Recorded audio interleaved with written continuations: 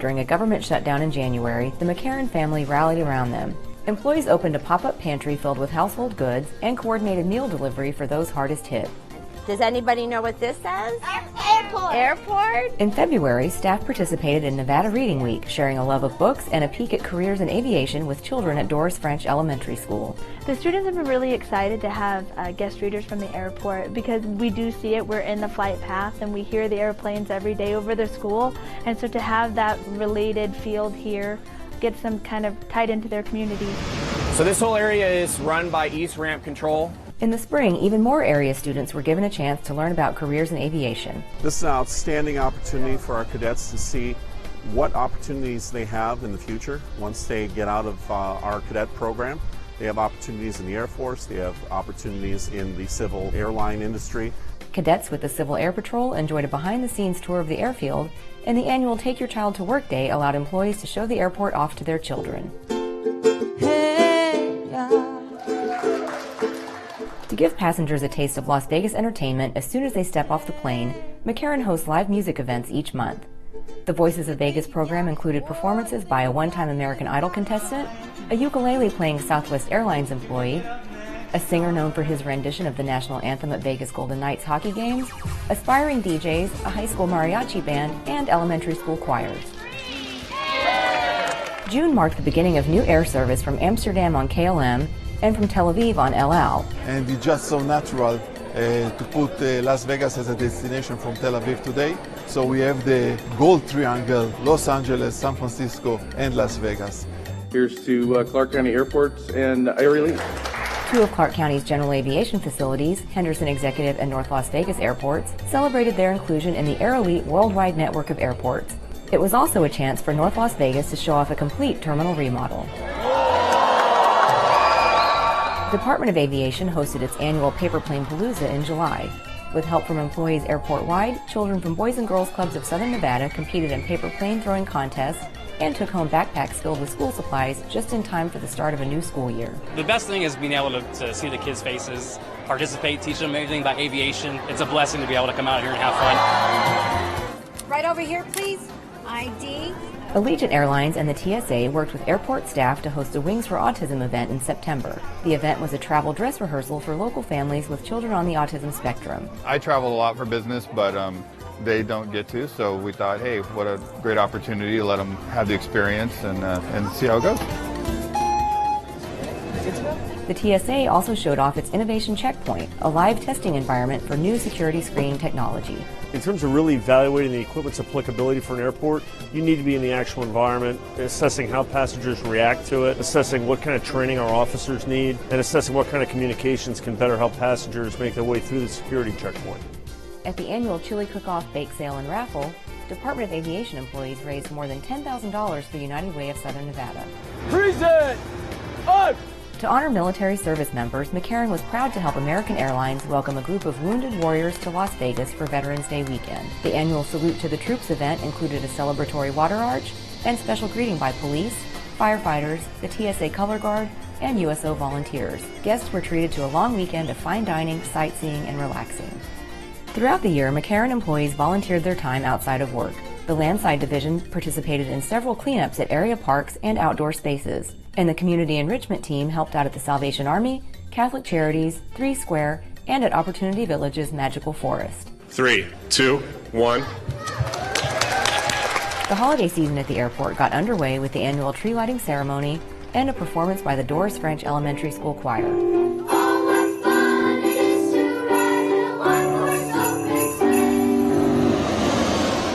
With a record-breaking 51.5 million passengers, 2019 came to a close on a high note. The entire airport community came together to celebrate this milestone in true Las Vegas fashion. McCarran is a vital part of Las Vegas's tourism-driven economy. It's also a bridge between the travel industry and the people of Clark County. That's why the mission at this airport will always include a commitment to the community. We hope you've enjoyed that look back at 2019. And now as we move forward into 2020, we'd like to get together with some people who are key leaders here at the airport and talk about what they're working on, what they've been doing, and how 2020 might improve the airport experience for you as a traveler and everybody who comes through Las Vegas to visit us. And to do that, we're going to sit down today with several key leaders, starting with our Director of Aviation, Ms. Rosemary Vasiliadis. Rosemary, we've just come off a year in which we set a record high in terms of our passenger numbers for the third consecutive year. Talk to our viewers about what that means for this community and how important it is to continue to see that level of growth. Well, what I think it means is that the vitality of Southern Nevada comes through this airport and is basically reliant on this airport. So as the community grows, as the community diversifies, no matter what happens in Southern Nevada, part of it comes through the airport. And we see that with our continuing growth. So now with our third year in a row and hitting another watermark amount of passengers coming through, we have to make sure that we're always going to be ready with everything that's on the horizon to come. And you talk often about how unique the airport is in this community. What are some of the things that we can expect to see different in terms of the uniqueness of this market in 2020? Well, we know with the NFL stadium opening up, with the convention center expanding and doubling its footprint, that is going to have a direct benefit to, of course, Southern Nevada, but also upon the airport as well. So we have to make sure that we're ready to be able to accommodate that growth in a seamless manner. What happens here with the hospitality industry, that's still our number one industry, is that it's discretionary. People choose to come to this destination, and we want to make sure that the airport isn't going to be a bump in that decision making to come back to it, that we have enough capacity for every part of the experience, either upon arrival and upon departure. Thank you, Rosemary. And that's a great setup for our next question and with our next guest, Ralph Lepore, our Deputy Director. Customer experience is something that we focus on very much here at McCarran. A lot of things have happened in 2019. A lot more is going to happen in 2020. Tell our viewers about some of the things that they might see when they come through the airport this year. You hit it on the head about the guest experience. And it's an integral piece to McCarran, especially the fact that, as Rosemary mentioned, we're a very discretionary market. And one thing that we do at McCarran is we listen to the guests to really determine how do we better that guest experience. Lyft and Uber are our common T&C terms. If you recall, we did listen by relocating our pickup areas to make it a much easier flow and progress to go from the terminal baggage claim directly through to the parking garage for T&C pickup. The other component to the guest experience is, let's talk about the checkpoint. Checkpoint is an integral piece to the experience. It's in the middle of your experience. Over the last 18 months, TSA came to us about an innovation checkpoint for our zero level, and they wanted to test new technologies in a live environment for guest screening. And we're like, that's great. You know, one of our goals is to be the first. TSA Administrator David Pekowski said that his goal that over the next 5 years was to roll out a lot of different technologies like credential authentication technology to other airports. Guess what? It's already here. This is all going to make the experience not only quicker and more effective for our guests, but also take a look at how better the screening is going to be. We've done a lot of work to enhance the AV checkpoint. Talk about that as well. Yes, we increased 2 lanes there at the AV checkpoint. We actually expanded the complete operation by including some of the new technologies that we just talked about, automated screening lanes, credential authentication technologies, 2 additional lanes to help get the throughput and the experience better. And so that has been a huge improvement, and it's just been a great project in partnership with the TSA. Like we've said, you know, the 5-year plan for TSA is happening now at McCarran, and it's only at McCarran that this is occurring. Thank you, Ralph. Now let's turn to Joe Perkowski, our Chief Financial Officer. Now, a lot of people at home might not get as excited as you do about interest rate changes or bond refinancing, but those things do matter to the travelers. Tell them about what you do and how that affects what they see when they come through the airport, and maybe what they pay when they come through the airport. Yeah, so 2019 was a key year. We refinanced over $1 billion worth of debt, and what we did was take advantage of the low interest rate environment. And what that does is it allows for us to save money on our overall debt service costs, which we can then pass on to the airlines. We talk a lot about a term in our industry called CPE, or cost per enplanement. What does that mean ultimately to the people that are buying tickets and coming to Las Vegas, whether they're locals or whether they're visitors? So the CPE is basically the average cost per enplaning passenger that it costs to operate the airport and what the airlines pay. And with the savings that we've just accomplished in 2019, we're able to pass some of those savings on to the customer for 2020. And that's important in a leisure market because people want to have that value, correct? Correct. Leisure market typically means discretionary spend, and discretionary spend is very price sensitive, so having a lower cost allows for more discretionary spend. Joe, I want to come back to what you said. We refinanced more than $1 billion, and the savings were in the millions. That's correct. We refinanced over $1 billion, and we saved about $500 million in present value savings. For the viewers at home, what's our normal operating budget? I mean, this is a big, big department, and they may not understand that. So our total O&M operating budget's about $280 million. Thank you, Joe. All right, we'll turn now to Jim Chrisley, one of our other deputy directors. And Jim, you've been very involved throughout 2019 and well into 2020 on many of the improvements that we're seeing, capital improvements, some of the long-term projects. Tell the viewers at home some of the things that you're working on that they may soon see when they come through the airport. You know, as Rosemary mentioned in the beginning, we are at new territory. Third record-breaking year, 51.5 million people came through this airport last year. And there's no signs of slowing down, to include the stadium and other things. So what we've been doing is trying to figure out where we can gain capacity, efficiency, and reliability in our infrastructure. So how do you do that? You look at everything. We've looked at our roadways, we've looked at our electrical systems, we've looked at our air conditioning, our baggage handling systems, as well as our checkpoints, as Ralph mentioned, and continue to look at our system of airports as well, to look at Henderson and North Las Vegas and how they can be improved to increase our ability to handle the increased workload. Specifically, with the roadway study we just finished up last year, from that we're looking at 2 projects this year that will affect our customers and people traveling to the airport. As everyone knows, that's one of the things, is getting stuck in traffic coming to the airport is not a pleasant experience, and we need to look at that and make it better. So the first one we're looking at this year, which is already under design, is to look at the intersection at Paradise and Russell. How do we increase the ease of flow for our passengers to get south on Paradise to Terminal 3? There's 3 lights currently. The project we're looking at is called what they call a high T, which will allow free flow through that Russell intersection for our passengers going to T3. Even more importantly, at Terminal 1, you know, as we, on our busy days, coming into the departures curve, the drop-off experience can be backed up, it's congested. And one of the biggest things we found is when passengers are getting dropped off on the center curb, coming across to ticketing, they slow the traffic down. So as we've done on the Strip, we're looking at how do we separate those passengers and vehicles. So we're looking at escalators, elevators, to get the passengers up and over departures curve to get them into ticketing. That's going to really provide some huge benefits in traffic flow into departures. Additionally, in baggage claim, you know, as Ralph mentioned, the passenger bridge, how do we get people up and over to the garage more efficiently to, once again, deconflict passengers and vehicles? So we're looking at adding escalators, both out of baggage claim up to level 2, as well as from level 2 down to passenger pickup. So there'll be up and over capability as well in these 2 projects coming soon. I imagine, Jim, one of the challenges you deal with is people don't realize this airport is a mix of many different buildings that were built over different eras. You have the AB gates that opened in the 1960s. Travel was a lot different then than compared to Terminal 3, which we're in right now, that opened in 2012.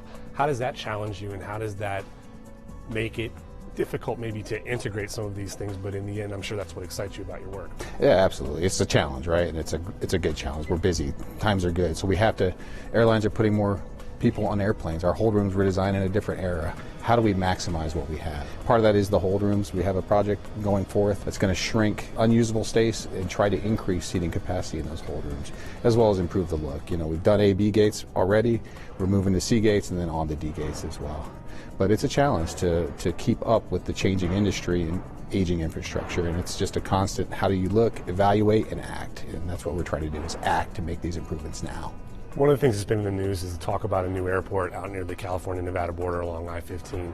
What's happening with that in 2020, and what might people be getting to see with that project? Yeah, we've had a lot of development over the last year. As you know, we've resumed the planning efforts for our environmental impact statement that's required to get that project going for the past year. But most recently, we've finally brought on board a consultant to help us really finalize the plan for what that airport will be, needs to be, and the construction timeline, or the timeline moving forward. So this year will be a lot of development on the planning side, and hopefully by the end of the year we'll have a really good method of how we're going to move forward with that airport. But from what you've been saying, the idea is to maximize McCarran first. Absolutely, and to remind everyone, that airport that we're looking at is supplemental. McCarran will be here for the future. We're not looking to get rid of McCarran or replace McCarran. It's going to supplement McCarran. In all scenarios going forward, McCarran will be maximized, so we really need to start thinking about that now. It's a long-term project. Long-term, and we need to do a lot of things here at McCarran to get us to that point. Jim, I appreciate it. Well, Rosemary, we've heard a lot about different things that are going on within the department that you oversee. Talk to us about the overall importance of this airport. All of these things all point to a road, but yet maybe people don't understand how important and how integral this airport is to this community and what we do and how we live. Well, what we do know is that the world comes through this airport, and we have to accommodate the world. We have to accommodate different cultures. The new businesses come through this airport. I mean, one thing that's very exciting to us right now is that the business community obviously has a lot of confidence in this airport with their development and with their investing billions in Southern Nevada, because such a large percentage is going to come through this airport. You know, traditionally we've had our visitors and tourists at about almost 50%, and then our convention delegates are 70% come through the airport. That's going to continue. You know, we work very closely with the chambers of Southern Nevada because those businesses rely on this airport as well. You know, new entrants, new international airlines, as much as, of course, they're making the decision to come to the destination of Las Vegas, but they have to be assured that that operation is going to be seamless and low cost. And so all of that takes a part in every decision making, and we are part of all of those decisions. So we have to take that very seriously. You know, with the recent economic study that we completed, we know that 25% of all jobs in Southern Nevada are related to this airport in some manner. So that puts that importance highlighted in every decision that we make. With all of those jobs, with all of those new businesses, I imagine this system has a tremendous economic impact on Southern Nevada. What did that study tell us about that? So what that study concluded was that the value of this airport was $35 billion. But what's really exciting about that is that we had one done about 5 years ago, and we were at $28 billion. So that increase really shows that confidence that we talked about before. Confidence in the business community, confidence in the hospitality industry, and confidence of all the investments yet to come. Nothing but good things in store for this department.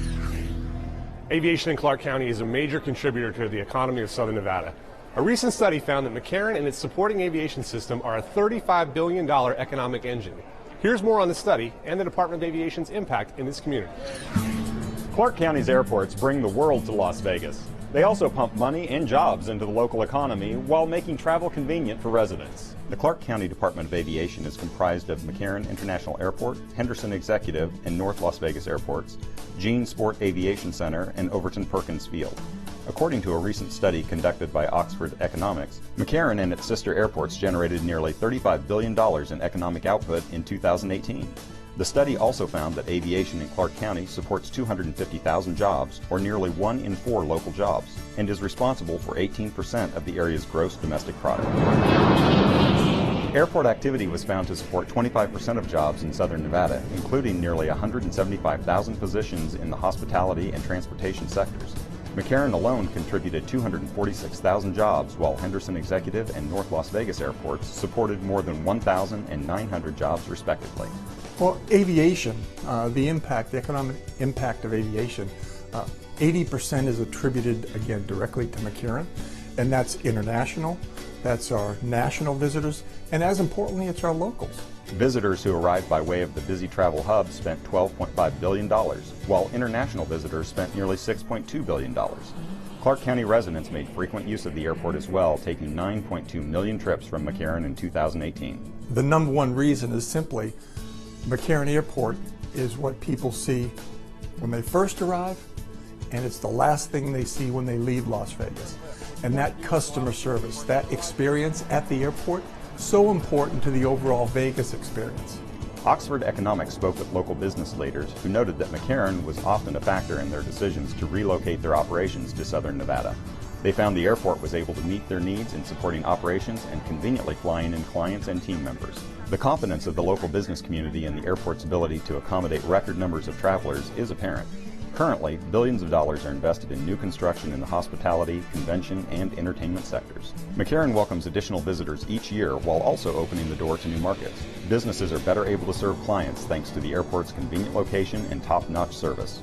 And the airport's global reach contributes to overall economic diversification. All this means the growth and success of the greater Las Vegas area will continue to be tied to aviation in Clark County. Beginning October 1st, travelers in the United States won't be allowed through airport security without flashing a real ID. Not sure if you have a real ID? You're not alone. Here's what you need to know to make sure your ID will fly. Later this year, the Department of Homeland Security will officially begin enforcing the Real ID Act of 2005. That means your standard driver's license will no longer be acceptable for air travel. A Real ID is a state-issued driver's license or identification card that meets the national standards for all 50 states. According to the U.S. Travel Association, a majority of Americans are unaware of the October 1st deadline, and many either have a standard driver's license or are unsure if their license is Real ID compliant. So the actual first step is to go to our website, make an appointment, and then make sure you have all the correct documentation. What you need is either a birth certificate or a passport or U.S. issued immigration documents. You need proof of your Social Security number, proof of any name changes, and you also need 2 documents that show your Nevada residency, utility bills, mortgage, lease, those kind of things. Passed by Congress in 2005, the Real ID Act enacted the 9/11 Commission's recommendation that the federal government set national minimum security standards for the issuance of sources of identification such as driver's licenses. The Act prohibits federal agencies such as the Transportation Security Administration from accepting ID cards that don't meet these standards for official purposes, such as going through airport security and boarding a plane. A lot of people aren't sure whether they have a real ID or not. It's real simple. You pull out your driver's license. If there's a gold star in the upper right-hand corner, you've got a real ID. You're good to go. The non-real ID cards are marked not valid for federal official use. People who plan to travel but don't have a driver's license with a star aren't out of luck. In addition to driver's licenses, other forms of ID will be accepted. Those include a valid passport, state-issued photo ID card, a Department of Homeland Security trusted traveler card such as Global Entry, U.S. military ID, or a Department of Defense employee ID card. Since the TSA does not require children under the age of 18 to provide identification when traveling with a companion within the United States, minors won't need a real ID or other acceptable ID. We're asking people to determine whether you need a real ID or not. We've set up a special website called GetRealNevada.com that has an interactive checklist, and it asks you questions to see if you really need a real ID or not. If you do need one, we ask that you bundle it with another DMV transaction. If you're going to be coming in to renew your driver's license later this year or even register a car, get a real ID at the same time you do that so that you're not making multiple visits to the DMV. The October 1st deadline is approaching, but there's still time to get a real ID and carry on with travel plans. Remember, without the star, you won't go far. To reach out to our growing number of Hispanic customers, this episode of Flight Path features a segment in Spanish with English subtitles. Here's more about the pickup locations of ride-hailing services Uber and Lyft. Guests often ask where to go to meet their driver. Here's a look at how to get from the gate to the pickup areas. Es muy fácil solicitar el servicio de transporte Uber o Lyft desde el aeropuerto a su domicilio, hotel o otro destino, utilizando su teléfono inteligente. Simplemente usa la aplicación y pide su servicio cuando está lista para abordarlo. Las zonas para encontrarse con los servicios Uber o Lyft están ubicadas en los estacionamientos de Terminal 1 y 3. En la Terminal 1, el sitio para abordar el servicio fue cambiado del nivel 2M al nivel 2. Haciendo más fácil su localización. Para encontrar a su conductor en la Terminal 1, salga de la zona recolección o baggage claim de equipaje y sigue las indicaciones para encontrar el servicio Uber o Lyft. Toma el ascensor a la escalera al nivel 2.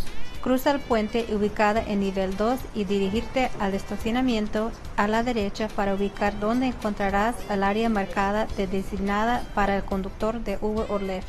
Los pasajeros que llegan a la Terminal 3 encontrarán el área de Uber o Lyft en el servicio de piso de servicio de valet. Desde el área de reclamo de equipaje o baggage claim, toma el ascensor y sube al nivel 1. Cruzar el puente en nivel 1, bajar el nivel marcada B para el servicio de valet. Ahora ya sabe cómo encontrar los sitios de solicitar su servicio Uber o Lyft antes de su viaje. Si necesita ayuda en la terminal, pregunta al personal. Para obtener más información sobre transportación en el aeropuerto de McCarran, visite nuestra página web en mccarran.com/transportación. Busy travelers are always looking for variety in airport shopping and dining offerings. At McCarran, we aim to please with vending machines selling everything from cupcakes to cosmetics, as well as popular shops and restaurants. Here's a look at some of the newest businesses to join the lineup. Passengers in search of a quick bite to eat, the perfect Vegas souvenir, or even a place to relax will find no shortage of options at McCarran.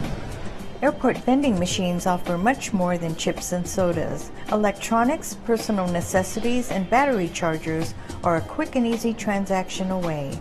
But a few recently installed machines dispense even more unique and popular items. Fans of Kylie Jenner can shop her cosmetic line in automated retail machines located in the A, C, D, and E gate areas.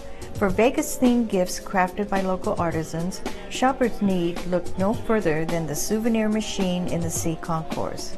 To satisfy a sweet tooth, travelers can head to a Sprinkles cupcake machine in either terminal. And getting something fun for the whole family is easy since McCarran is home to the only airport Lego machine. It's located post-security just beyond the AB gate checkpoint. We have a new company who's operating the specialty retail vending machines now, and they've been really good about bringing in new and unique products, and it's a great opportunity for a parent who may be in Las Vegas for a convention or a business to pick up something that they can bring home to their son or daughter or family member as a gift. McCarran welcomed Jimmy John's to the family late last year. The sandwich shop offers an additional dining option in the pre-security area in Terminal 1, perfect for customers waiting for friends to arrive or for those who want a quick meal to take to the gate. For travelers who want to get a head start on planning their Vegas adventure, there's now a full-service concierge in Terminal 1 baggage claim. NV Star can help with show tickets, tour bookings, restaurants and nightclub reservations, and even arrange childcare. The more we can offer our customers to make them comfortable as they travel and satisfy any needs or wants that they may have and help them to relax on their journey is good for everybody. It's great for our customers, and it's good for us and the businesses that support the airport. Flyers who need to relax and unwind before or after a flight can head to the newest Express Spa located in the B gates. Spa services include massages, facials, and nail care. Express Spa also sells eye masks, neck pillows, and other travel products. At a new chiroport in the C gates, travelers can treat themselves to chiropractic services like trigger point massage, stretching, and adjustment. A more relaxed customer is a better customer. Sometimes after a long trip sitting on an airplane, you don't feel so great. It's a great way to get the blood circulating again and to help you feel better on your journey. With new innovative shopping and dining options in place and more coming in the future, McCarran will continue to provide a seamless travel experience to meet passengers' every need. Now you're ready to pack your bags and fly the skies, so have a great trip. Remember to check us out on Facebook and follow us on Twitter, and use all the resources of our website, McCarran.com. Thanks for joining us, and we'll see you next time on Flight Path.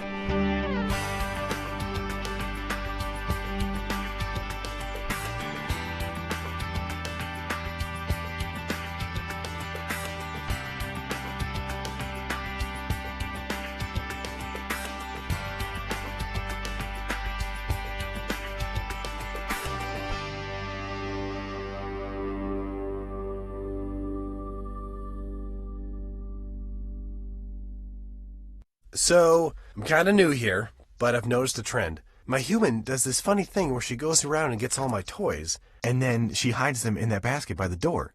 It's like, hello, that's where you put it last time. You were the worst at hide and go seek. Starting March 12th, every household across America will be asked to take the 2020 census.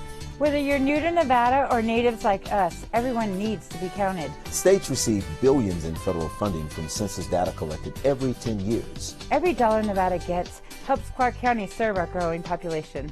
It's money for schools, roads, health care, and other needs. It also gives us the seats we deserve in Washington. It's on, Nevada. Let's win the census. Let's get our fair share, Nevada. Thanks for watching Clark County Television.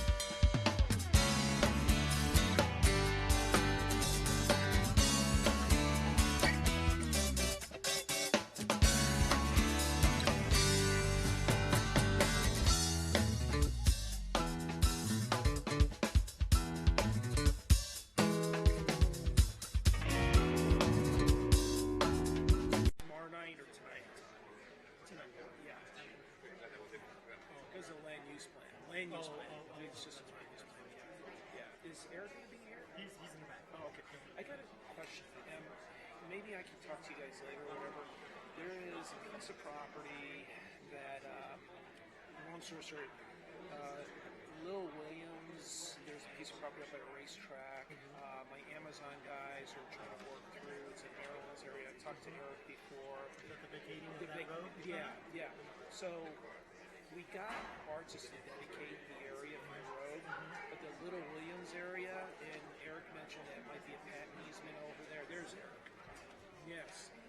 Remember I talked to you, Amazon property up in Maryland's area, trying to get dedication for artist property. The people signed off on it. But there's a property on Little Williams we can't find, and you said there might be a patent. We need to get the county to sign off to allow us to move forward with improvement plans. I can give you that information. Can you, maybe if I send you guys an email, both of you look at it and help me to see, because it's Slater's office, I don't know if they're whatever it is, but they're processing civil improvement plans in conjunction with Las Vegas and the county. The county came back and somebody said, hey, you need to get the dedication for Little Williams, a property that's a property, and we can't get it, we can't find that. I don't know if there's a patent easement. There should be a patent easement, but if not, is there a way that we could get around that, get something done? So let's answer the question. Okay, I'll send you guys the email when they get organized by this afternoon. Okay? All right, so at least so you guys will know it's coming your way. Okay? All right, and if you can't fix it, I'm going to put the tallest apartments near his house. You have to represent in the ghettos. He keeps telling me it's the boss.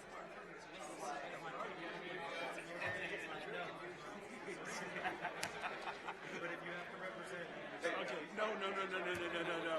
All right. I'll send that. Thanks, guys.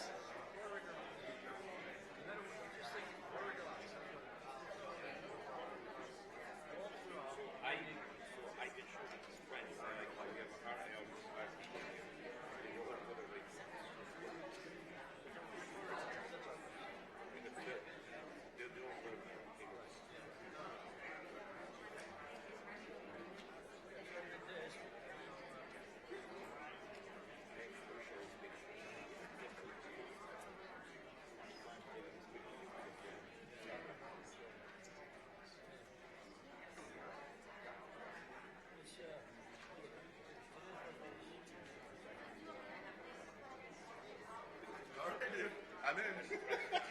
All right, thanks.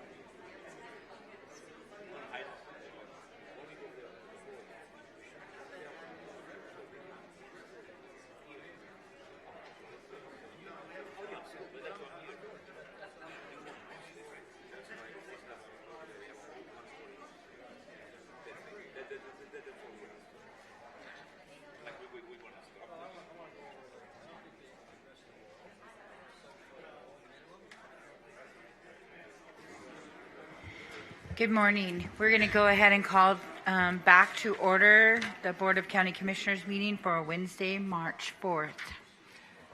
Good morning, Commissioners. The first item on the agenda is public comments. Okay, this is the first time set aside for public comment. If you'd like to speak on an agenda item, please come forward and state your name for the record. Ms. Coleman? Yes, good morning, Commissioner. I'm here today to talk about 26 and 27. 26 and 27 are going to be held, so do you want to put your comments in the record today, or you want to wait until the April 8th meeting? I'm going to speak up on it now due to the fact I can't stay. Okay.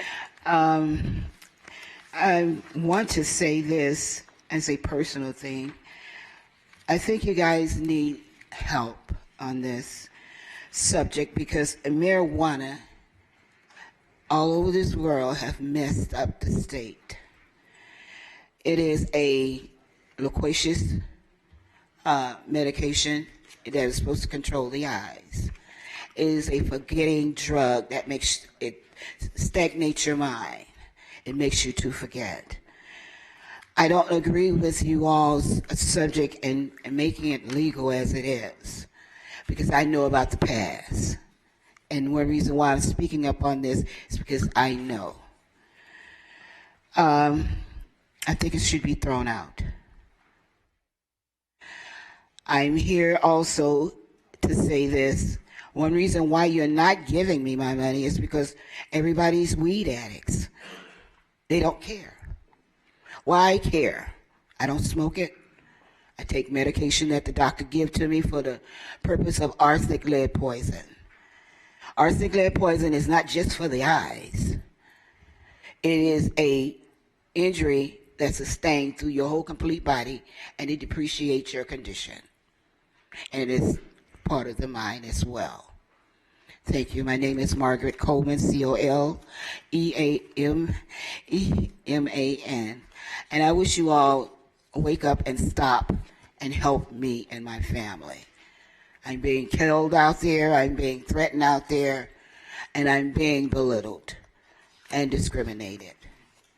This is a subject that needs to be looked at tomorrow for you to study upon and help me. 702-934-8487. Thank you. Thank you, Ms. Coleman. Anybody else wishing to speak? Sir, I think you want item 18 and 19, is that correct? Correct.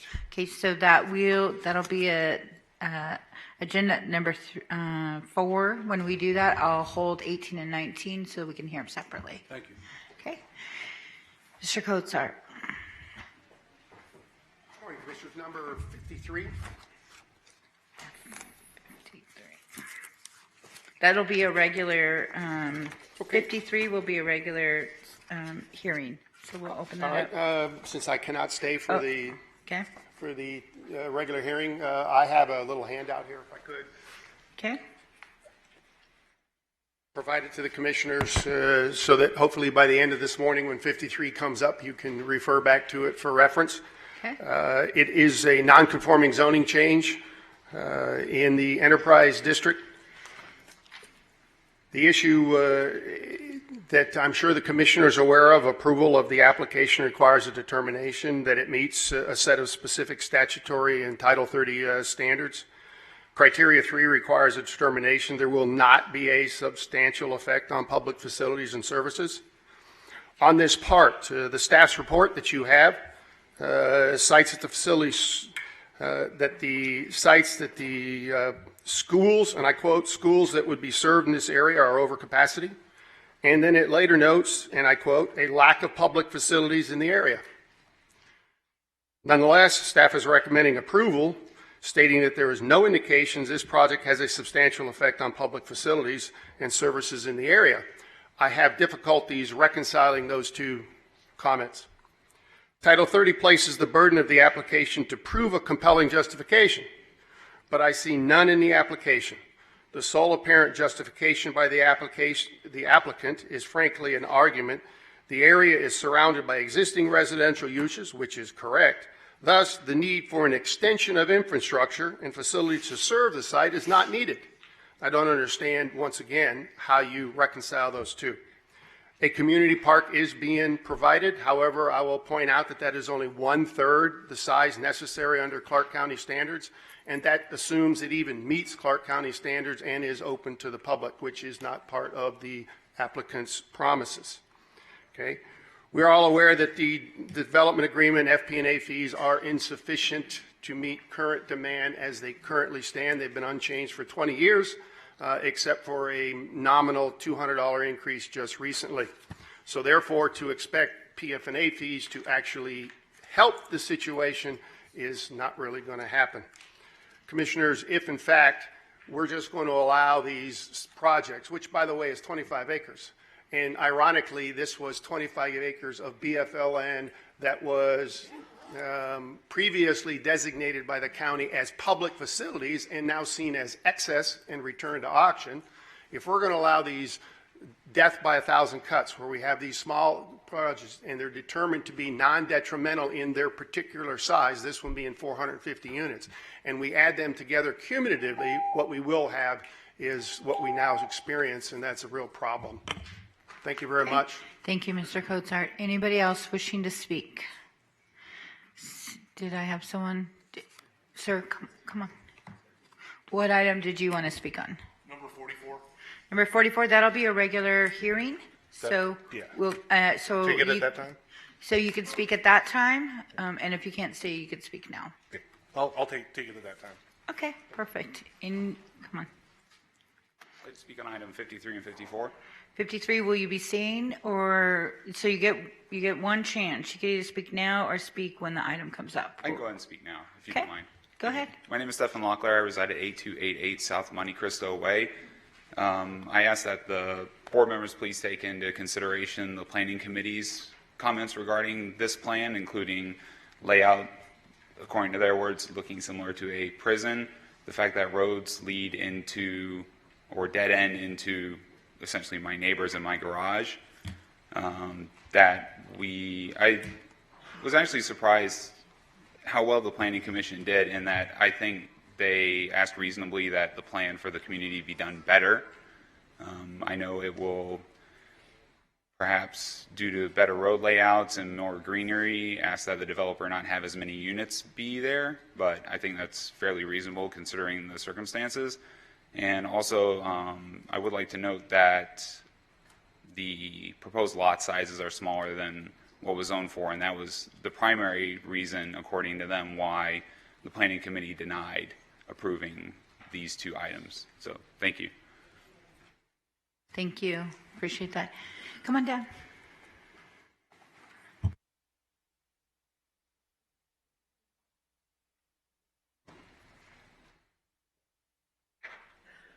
Morning.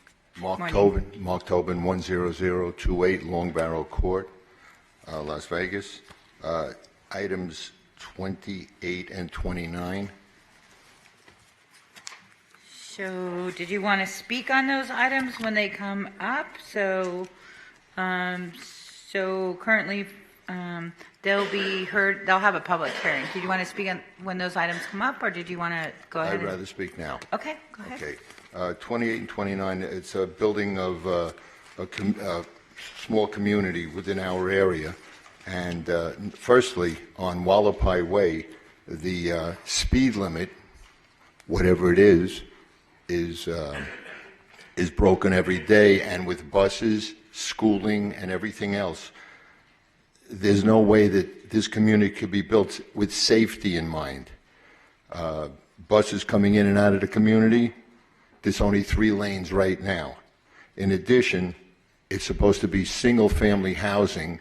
Instead, it's single family in one area, and the other part is attached houses. This brings down the value of the homes in the community, and people on the other side, on the west side of Wallapai, will have a tough time with the pricing on their homes. They'll have to look out at this every day. The lots are very small.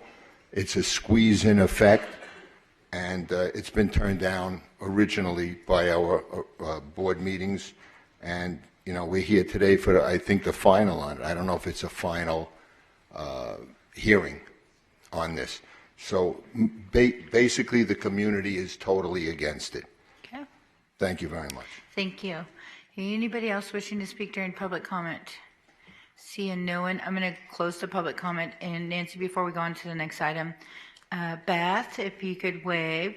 This is Beth's last meeting. How many years with Clark County? 30? No, 20. 20. So Beth has been with us for 20 years. She does a phenomenal job. And so I'd just like to acknowledge you as you ride off into the sunset on Friday at 5 o'clock and give you a round of applause for all the work that you've done.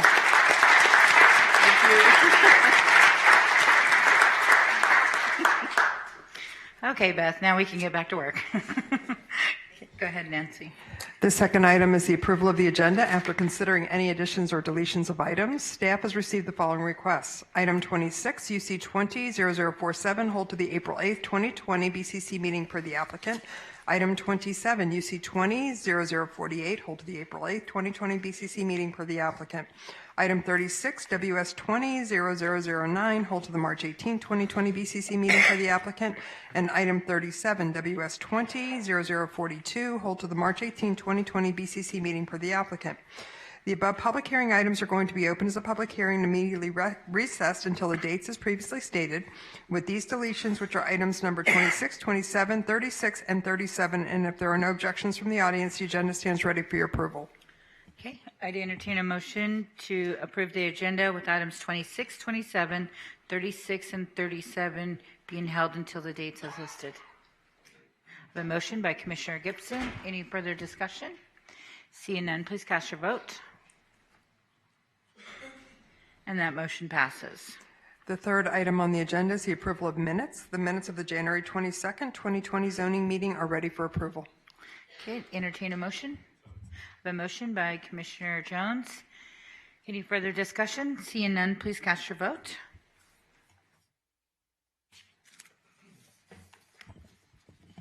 And that motion passes.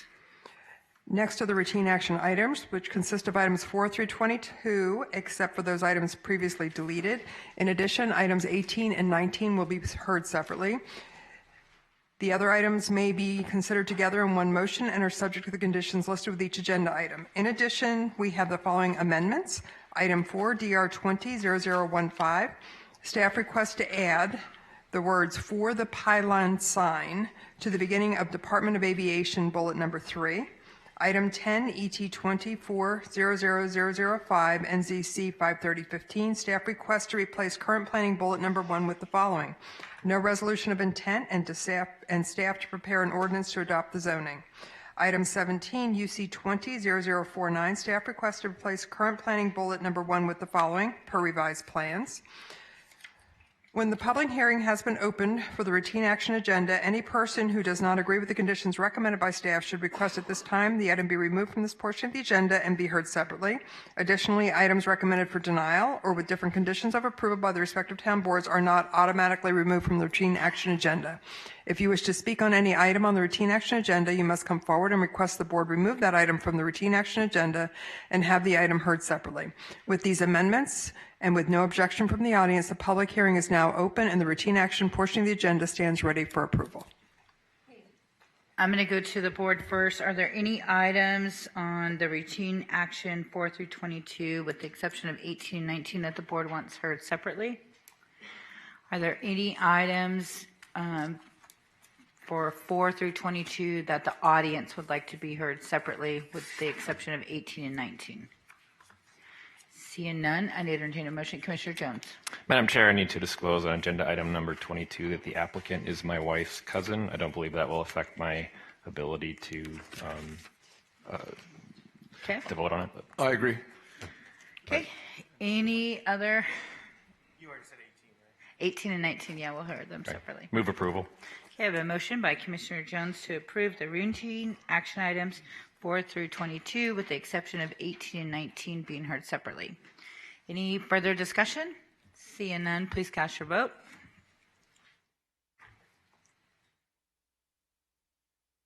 And that motion passes. Okay.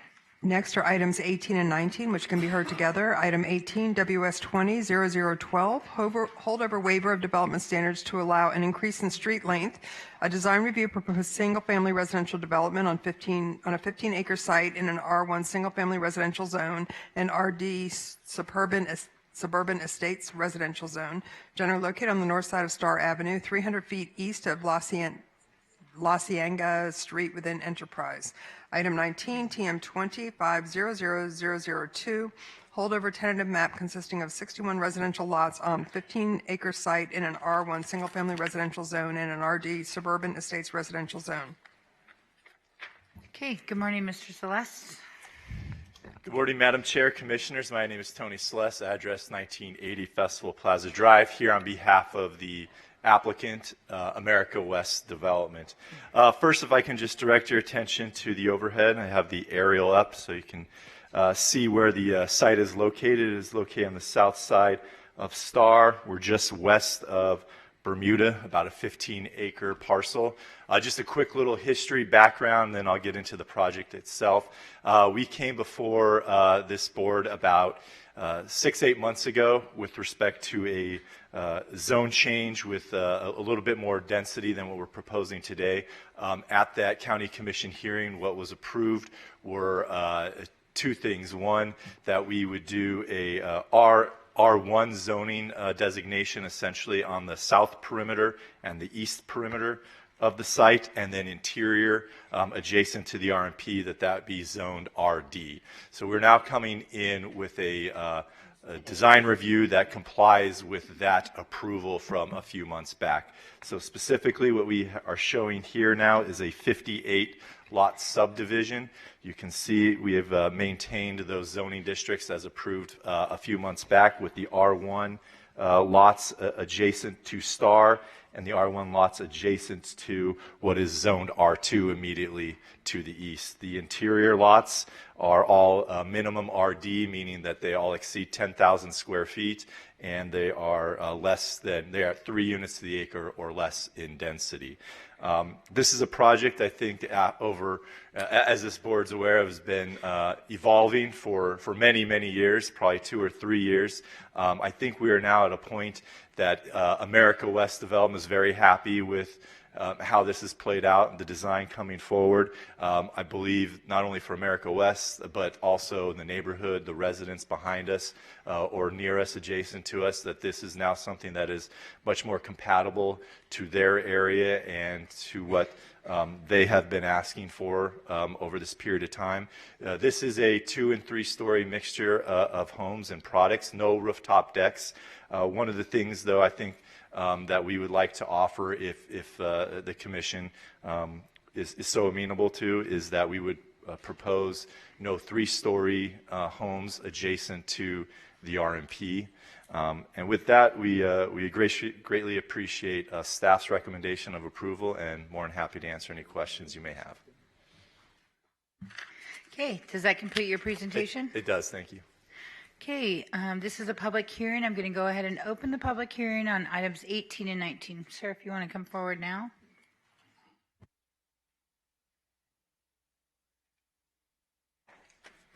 Madam Chair, Commissioners, my name is Martin Gavin. I live at 11170 La Cienega, and I represent the homeowners in this area. We have a petition against this development, and I've got it here in my hand. But what I want to say is this has been going on for 3 years. It's been a long haul, and the RNP was there to protect us, but we realize compromise sometimes has to happen. But what we would like is, number one, we would like, and I've asked for this till I'm blue in the face, a buffer on the north property and the west property of single-family story homes. We would like no 3-story homes, because, I mean, they're monsters, and they don't belong in the RNP. On the RD part of, they can put it on R1. They got that on Star and on the east side. Not on the quarter-acre lots. The wall height to be, I don't think we've addressed it, at least 7 feet minimum, with no walking access to the north or to the west, where the RERNP property is. We want no waivers on the grading. The grading should be standard, only 18 inches, because sometimes when they have to do the grading, they raise it up a story, another story, so the 3 stories are 4 or 5 stories. Placid turnaround to be walled in completely with no walking access to the north. Lighting to be amber. These are our wishes, amber lights throughout the development, low intensity. We want to say we are not happy, obviously, with this development. That's why we fought it for 3 years. The quarter-acre lots are acceptable. We are happy with that. We appreciate Commissioner Naft bringing that into the mix, and we appreciate him doing that for us because the quarter-acre lots are acceptable. But what isn't acceptable is the 3-story houses with the party deck on the roof, which makes it 4 stories. We feel we are being squeezed out of our neighborhood. We've been there 45 years, and with projects like this, where do we go from here? I guess we either accept it and sell out, and maybe that's what they want us to do. It's like a Pac-Man. They're coming in all around us, and so they're forcing us to sell and move. And where do we go? We don't want to go. We've been there 45 years, and we need that protected. Thank you very much. Thank you, sir. Anybody else wishing to speak on this item?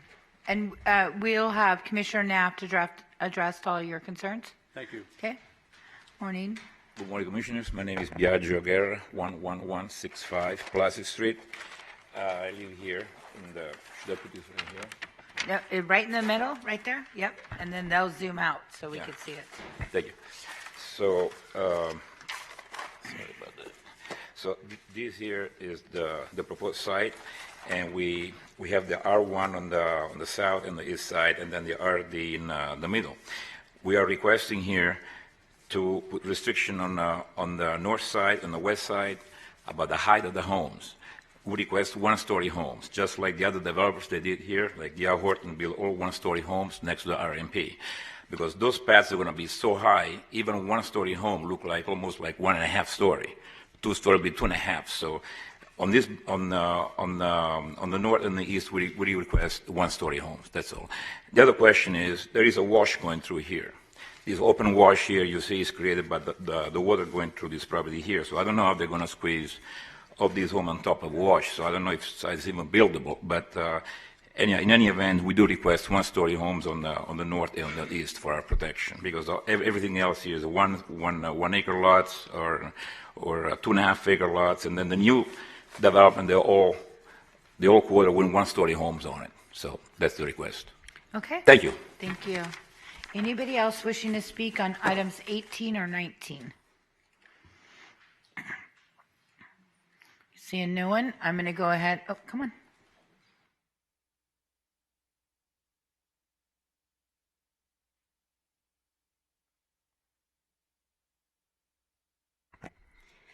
My name is Karen McCormick, and I live at 11185 La Cienega Street.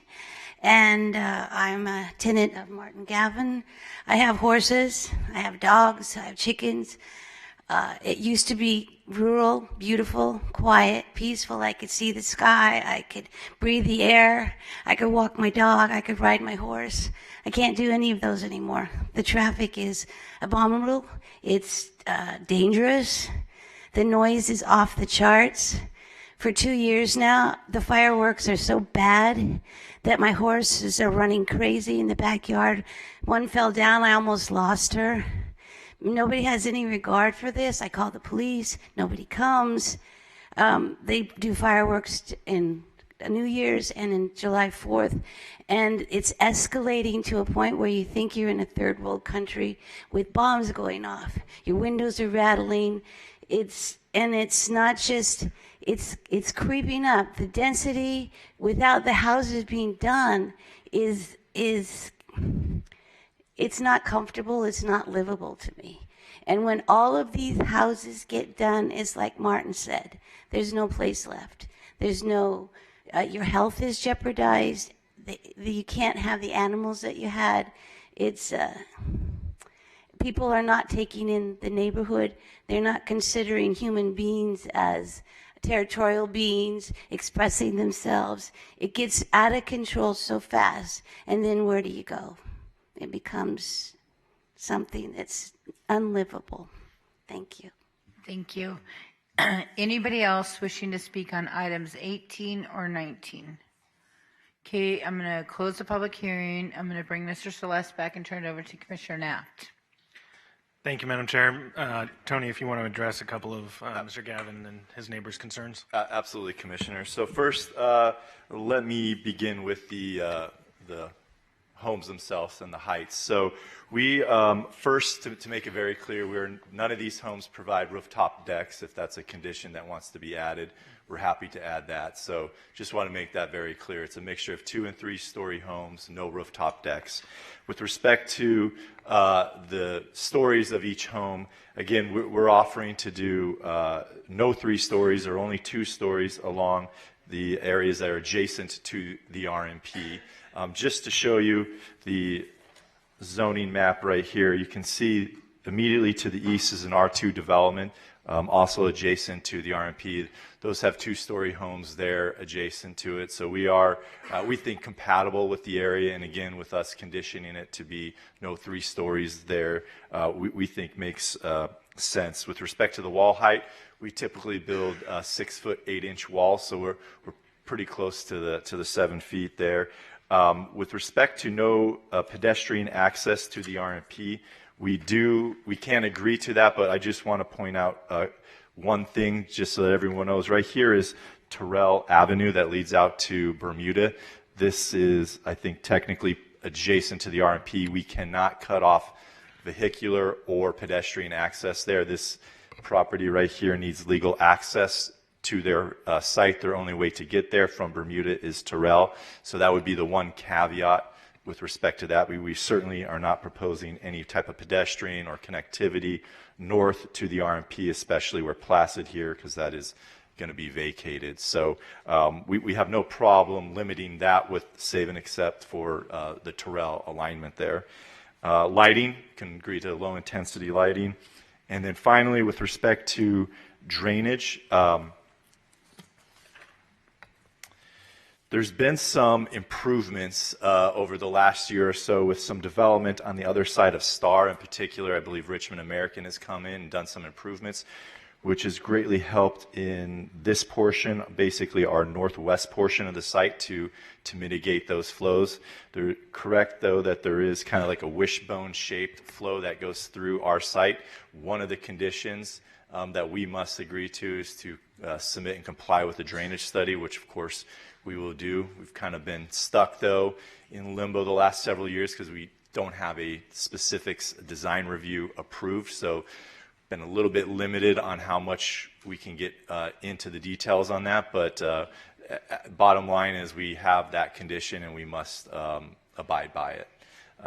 So I think that addressed most of their concerns they outlined, and I'm more than happy to answer any questions. Okay.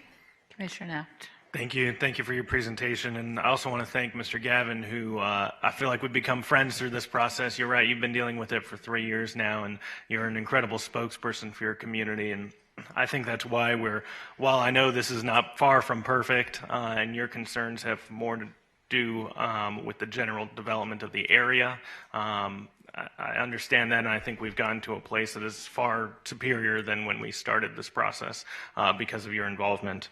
A couple of things I'll address, just to reconfirm, no rooftop decks in this community. 100% correct. Okay. No 3-story homes along the RMP. Correct. Okay. Can we, in regards to Mr. Gavin's request about the pedestrian access, can we limit it on Placid? Yeah, correct. No pedestrian access on Placid, yes. Okay. And then the 7-foot walls, you're 6 foot 8 inches. Correct. Okay. And you've addressed as best possible the drainage issues, this plan, as the plan calls for? Correct. Okay.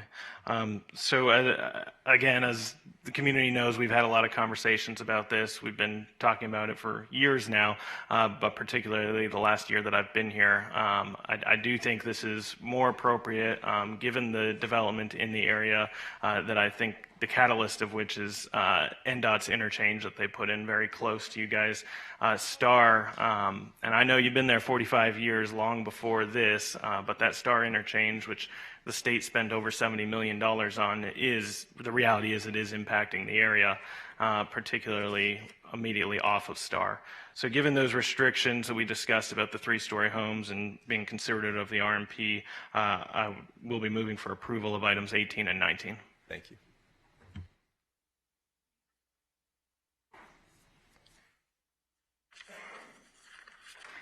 Okay, is that a motion for approval, or are those other things just on the record or part of the conditions? I'm asking. They'll be part of the conditions. Okay.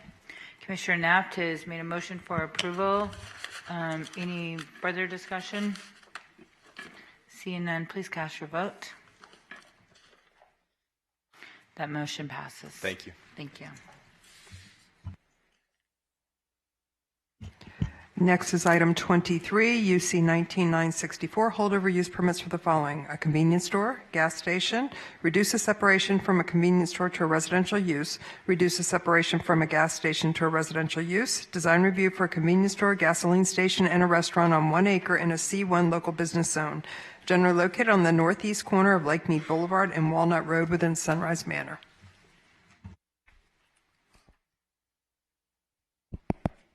Good morning. Hi, good morning, Madam Chair, Commissioners. Denisio Gordillo, 204 Belle Isle Court, Henderson, Nevada, 89012, here representing the applicant on this matter. What you have before you tonight, this morning is a convenience store, integrated restaurant, and of course gasoline sales. The subject parcel, which of course you can see the aerial there, it's an infill piece and it's part of a commercial subdivision with coordinated access points, shared access, and shared parking. It's approximately 1 acre in size and it's zoned C1. Commissioners, the C1 zoning district, the intent of that zoning district is to provide retail and services for local patrons and really as a convenience for the neighborhood. So we believe that the use permit for the convenience store with restaurant, gas sales, fully meets the intent of that C1 zoning district. Now, we fully acknowledge that, of course, the uses don't comply with standard separations, but also at the same time, Title 30 recognizes that there are unique circumstances for each site that maybe merit consideration of those reductions. And of course, our constraint is, of course, it's an existing infill piece. There's not a whole lot that we can do in terms of moving that site around. In particular, in this instance, what we've done is we've oriented, if I can zoom in on the actual site plan, we've oriented this site design to try to minimize as much as we can in terms of the perceived impacts to the residential property, which is directly to the north. As you can see, the way we designed the site, the building itself, and the way we placed it is that the building itself is going to function as a buffer. Other design elements that we've incorporated is on the north facade or north elevation. We're using full cutoff, low-level lighting. Throughout the site, we're using LED low-level parking lot lights. Even though we're not required to, we're actually doing an intense landscape buffer along the north property line, which also includes a decorative solid 6-foot high wall. And then the last thing is the restaurant has a speaker box right in the northwest corner. We realize that is possibly, you could hear that to the north. So what we're proposing is that we move it completely a little bit farther south, so where it faces completely west along Walnut Road. So therefore, we believe that through the use of bulk massing, setbacks, buffering, and landscaping, we are in fact a compatible use to that adjacent residential, and we've designed a site that we believe is adequate for it. Finally, I'd like to thank Commissioner Weekly. Of course, he gave us some guidance. His staff did as well, particularly Kelly, to try to get us here this morning where we are. I know we've held this item a couple times. And so with that, we'd respectfully request your approval, and I'll be more than happy to answer any questions. Okay, and that completes your presentation. I'm going to go ahead and open up the public hearing on item 23. Anybody wishing to speak on item 23? Seeing no one, I'm going to close the public hearing on item 23 and turn it over to Commissioner Weekly. Thank you, Madam Chair. Denise is correct. We held this item several times because initially we didn't like it. We didn't think it was compatible. We thought that it was not a good fit, but we really appreciate you listening to the concerns that we had, and I know the town board has definitely recommended a denial on it because there are 2 other convenience stores on opposite sides of this particular proposed site here. We believe that it's based on what we've asked you to do, you've been able to do that. Working with Commissioner Kirkpatrick, she's further down, if you will, on Lake Mead there. She's had some great applicants and have done some great projects on Lake Mead there, where we're starting to see a difference now. And this lot here has been a dumping ground for a long time, and we want to clean it up. You indicated about the landscaping, the intense landscaping. Although it was not a requirement, it was passionately asked for. and you adhere to that, and we appreciate that, right? Staff had some concerns in reference to speaker box, and although staff has not recommended approval for this, I appreciate, again, the speaker box, you addressing that particular issue there, and then going in and looking at the access points, that was important to us as well. And so I think you've done a good enough job for us that we can recommend approval contingent upon you agree with all the other staff conditions. Okay, Commissioner Weekly has made a motion for approval with staff's recommendations. Any other comments or questions? I just want to say I'm excited. Lake Mead really is starting to change the thought process on what it looks like, and hopefully Commissioner Weekly and I can get it all done Get some good stuff from in. Pecos to Hollywood. I want to give a big shout out to Kelly Benavides, though she did work with Denicio really closely on this, and thank you, Nancy, and your team, and Eric, you guys, thank you for addressing your concerns, although it wasn't 100% what you all thought as far as the approval. I thought he cleaned the lot up really good, and I think Lake Mead, this should be helpful for us, so thank you. Okay, there's a motion on the floor. Any other comments or questions? Seeing none, please cast your vote. Thank you. And that motion passes. Thank you, Commissioners. Thank you. Next is item 24, UC 190988, holdover use permit for a place of worship, waiver of development standards for increased building height, design review for a place of worship on a portion of a 6.3 acre site in an RE rural estates residential zone, generally located 150 feet south of Owens Avenue on the east side of Radwick Drive within Sunrise Manor. Commissioners, in discussing with Commissioner Sagerblum, we would also request that if this is approved, that we would add a condition of an administrative design review for the final design of the church. Good morning. Good morning. Good morning, Commissioners. I'm Dr. Naida Parson. I'm the senior pastor of New Antioch Christian Fellowship. We were before you in 2010 and did receive the okay to build a place of worship with exactly the way that we resubmitted it. We were not able to build at that time because of the economics of the community at that time, and now we're coming back to have permission again to build on that land. For the time that we have for presentation, I would like to address one, the community concerns and what we've done as far as taking in the community concerns, then as well as the concerns with the design. We didn't have a problem with the design last time, but the planners have a problem with our design this time, and so I'd like to address those two things. With us, this is Renee Thompson. This is the project manager, and with Brendan Parker, Cobblestone Construction. This is Frank. That's going to be so if there's any construction questions, he's here for that as well.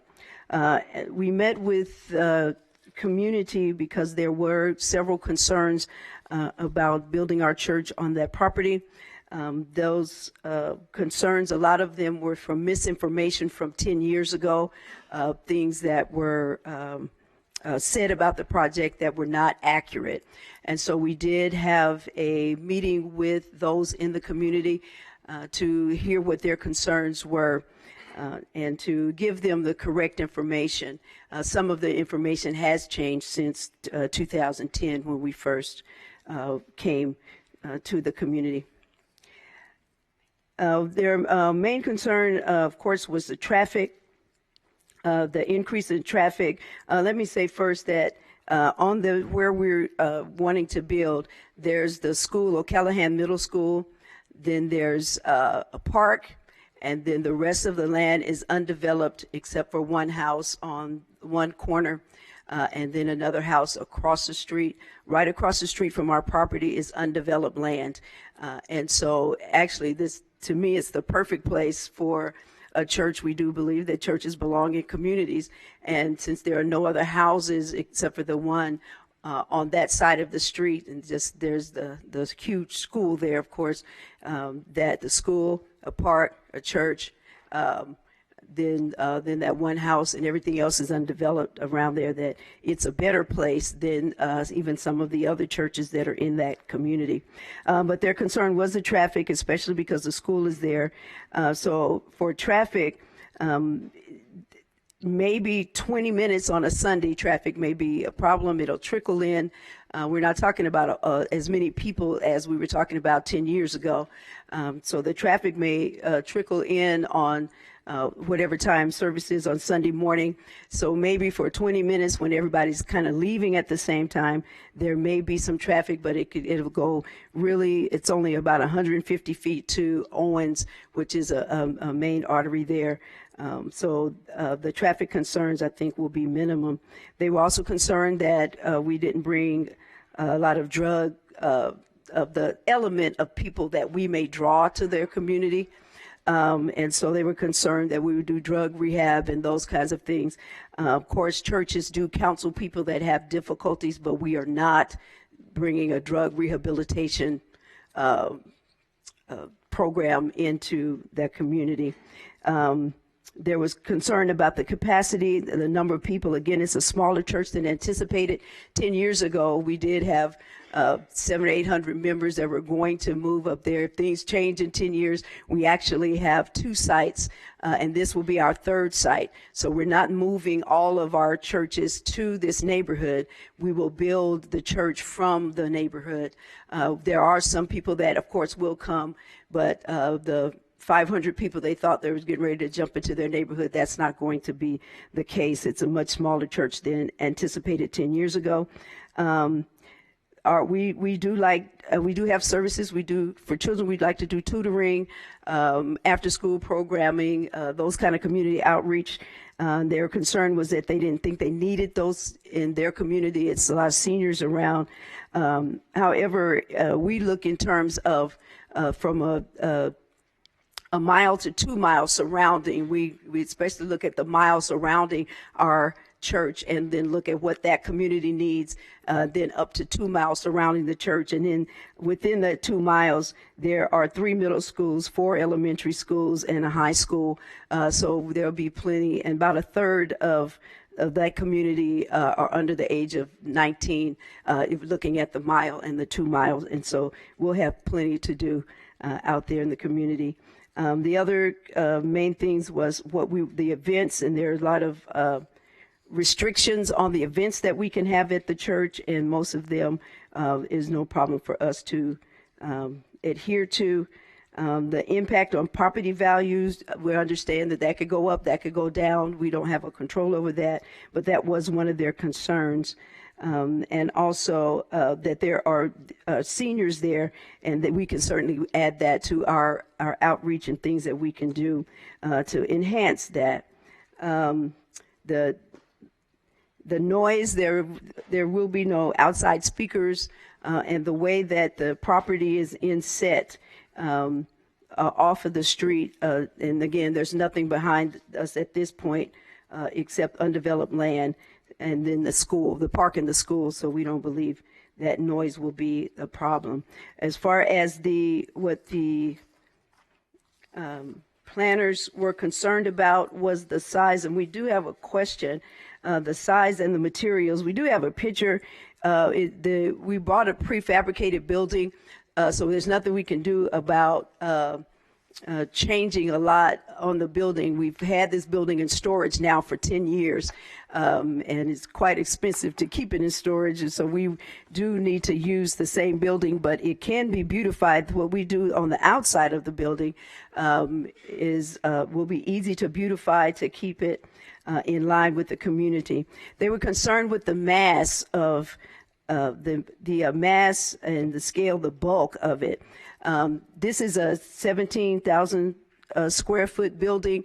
Less than a mile away is an 80,000 square foot building that is surrounded by houses. So we don't know the difference between what our church maybe not fitting into the community, especially because most of it is undeveloped land, with the exception of the one house. But less than a mile away, surrounded by houses, is an 80,000 square foot facility.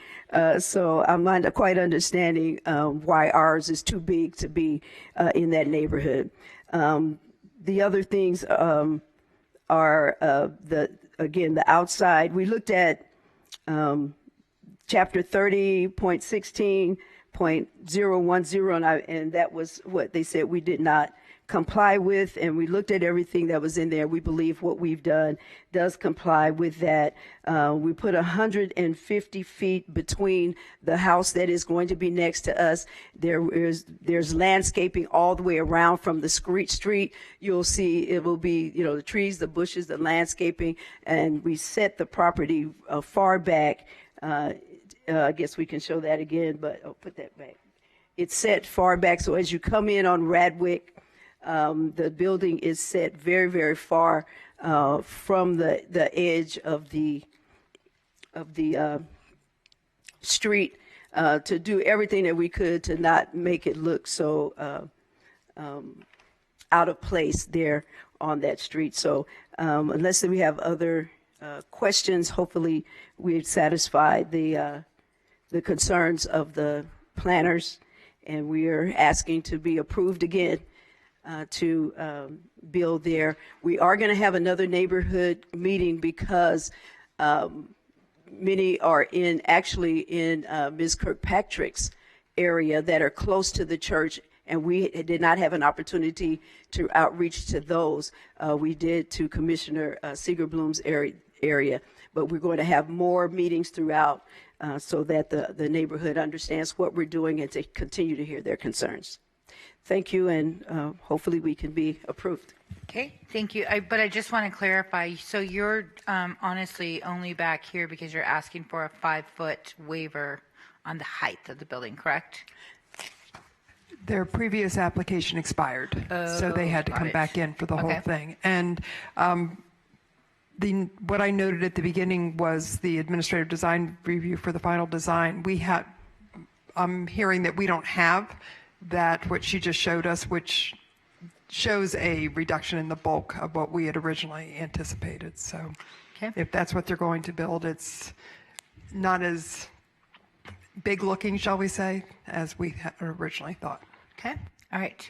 Perfect. So I'm going to go ahead and open up the public hearing, ma'am. So I do have some cards on it.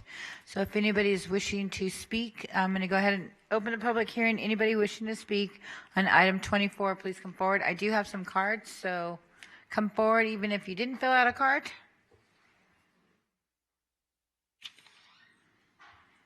Good morning. Morning. Gary Klutz, 1580 Radwick Drive. I live in that house right next to the church. A lot of us got concerns about the size of the church, the style of the church, because it's a prefab metal building with a... Go ahead, sir. So one other concern that everybody had was the size of Radwick Drive, pulling that many cars off. They're saying they downsizes in the church, but the church is exactly the same size as it was 10 years ago. And their parking was supposed to be for like 200 cars, and trying to pull that many cars off on a 2-lane road, it's just not going to cut it with us.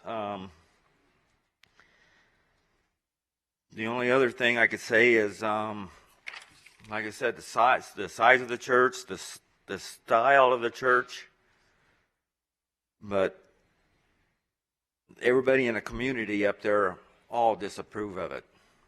Okay. So, all right, thank you. Thank you. Anybody else wishing to speak on this item? I have some other cards, so please come forward. I got 2 microphones. Morning, Dave Lewis, 1465 Morning Sun Way, Las Vegas, Nevada. Good morning. I live on the street on Morning Sun, which is one street to the west of where this development's going to occur. I have some serious concerns about the church going in, the size of it, the same concerns that staff had when they did their review. All those vacant lots she talked about across the street are all under CCNRs for half acre and 3,000 square foot minimum homes. So build a big church across the street, I'm concerned that nobody's going to build there. You know, we built our house, the economy had the big downturn. We're waiting, the economy's now coming back, expecting other folks to build homes that will hopefully increase the value of our homes. And frankly, I'd like to see houses going into this neighborhood, which is what it's zoned for, is an RMP, and not a big commercial prefab building. I just don't think it fits with the area.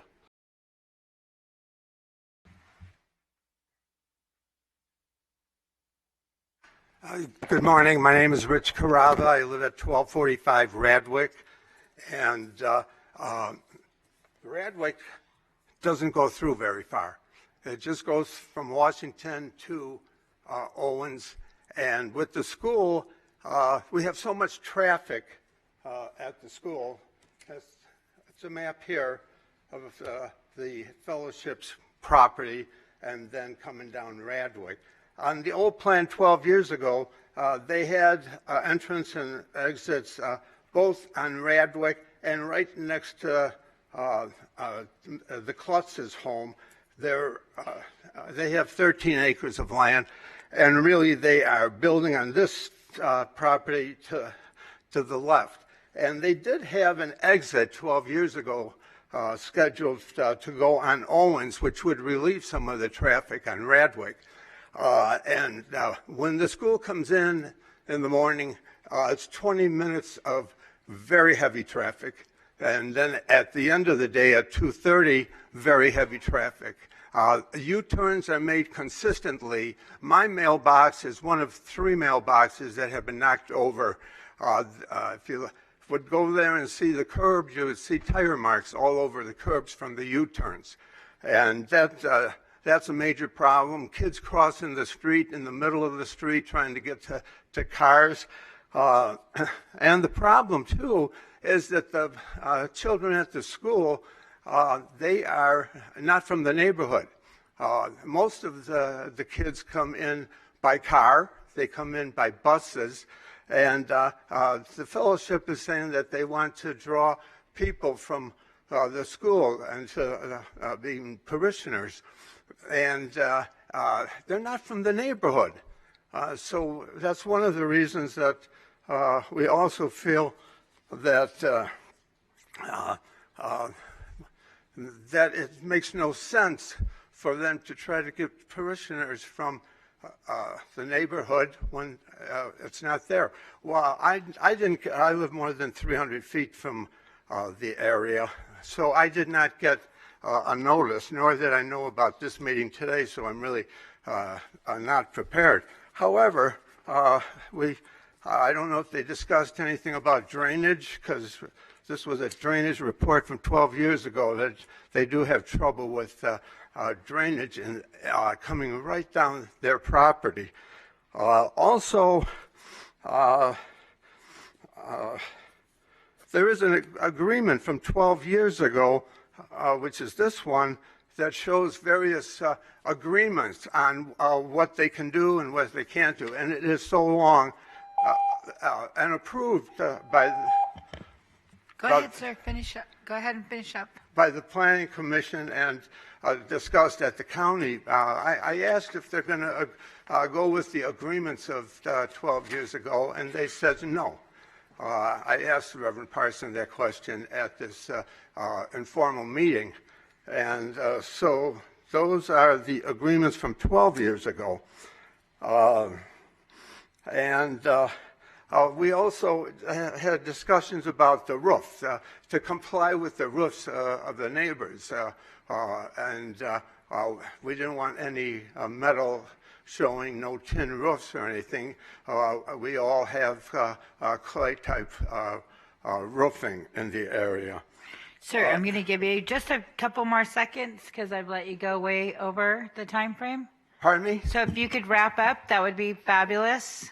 I'm going to give you a couple more seconds. So we have the 3-minute buzzer. So we're also concerned about evening events because there are school events in the evening, and Radwick is just too small for cars to run down east and west.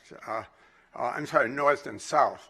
And with the school events and the church, I'm just saying that they not only have some evening events, but they will rent out the fellowship for different events. Okay, sir. Which are noise. I think we got your point. So Thank I'm you. going to turn it over to Commissioner Sagerbloom in just a minute. Anybody else wishing to speak on this item? Good morning. My name is Marie Castor, and I live at 1871 Napoleon. How come nobody's smiling over there? I mean, it's a beautiful day, you know. That's it. Thank you. Anyway, the applicant is requesting approval for a height variance, but there are many other issues associated with this project as addressed in their 2010 application. Why can't they comply to the previous provisions that were already approved by the county? That's number one. Number two, and why shouldn't they be made to comply to all building requirements? And three, would you please extend your mailing address to the pastor so she would be able to notify the neighbors that, that she's going to hold another neighborhood meeting? Is there any question you want to ask me? No, I All think right. we're good. Thank you. Thank you. Anybody else wishing to speak on this item? I am Sharonda Manor Foster, 1836 Tuscanini Way, and I did want to speak on, as a founder of the second campus of New Antioch Christian Fellowship that is located in the Northwest Valley in the Aliante community, and being able to address neighbors' concerns as we did when we went forward for that project, that there is not a noise problem that happens, and that is a huge concern of the neighbors as we met with them. Another concern that they had is that they do not need another place of worship in their neighborhood, citing that there are already 4 or so. But as we all understand that there is not a one fit all to a place of worship. And another thing that has been added greatly in the Aliante community, as we do sit in the middle of a neighborhood next to a park up the street from Goins Elementary and then Cram Middle School, is that we have become partners with the schools in the community. As stated before, that the students that are at O'Callahan Middle School are bused in. We have met with the principal of O'Callahan, and there is a need for after-school programs. There is a need for tutoring. There is a lot of loitering that happens in Cesar Chavez Park that is right next door, and he has asked if there's anything that we could do to help with the students that don't have much to do after school, whether it is before their parents pick them up, then we can come in and help with those programs. Another concern was, what would this fellowship add to their community? And I would have to say that across the board, across our whole valley, there are issues and there are needs that places of worship bring. Whether it be holding families together, giving families a place to worship. And I'll speak from my own personal experience, that my brother was Officer James Manor, who was killed in a car accident while on duty with the Metropolitan Police Department. It was this ministry who came in, stood beside our family, and walked us through that. That is universal. And so to meet a need in a community, it is far more, and I understand the community's concerns, and we are addressing them, but every community in our valley needs a place of worship and where they can come and bring their families. And so I do hope that you do accept our requests that we're asking on today. Okay, thank you. Anybody else wishing to speak? Morning. Don Williams. I live in the house right across the street from this project, 1595 Radwick. And my concerns is the same as all the neighbors' concerns are, but, you know, with the school and the park, we already have 5 days a week of constant traffic noise and congestion that goes on with that. And now we're going to add 7 days a week. When do we get a break? I'd just like to voice my opinion on that. Okay, thank you. Anybody else wishing to speak? Yes, Brandy Lewis, 1465 Morning Sun Way. I live on the street that's just west of Radwick.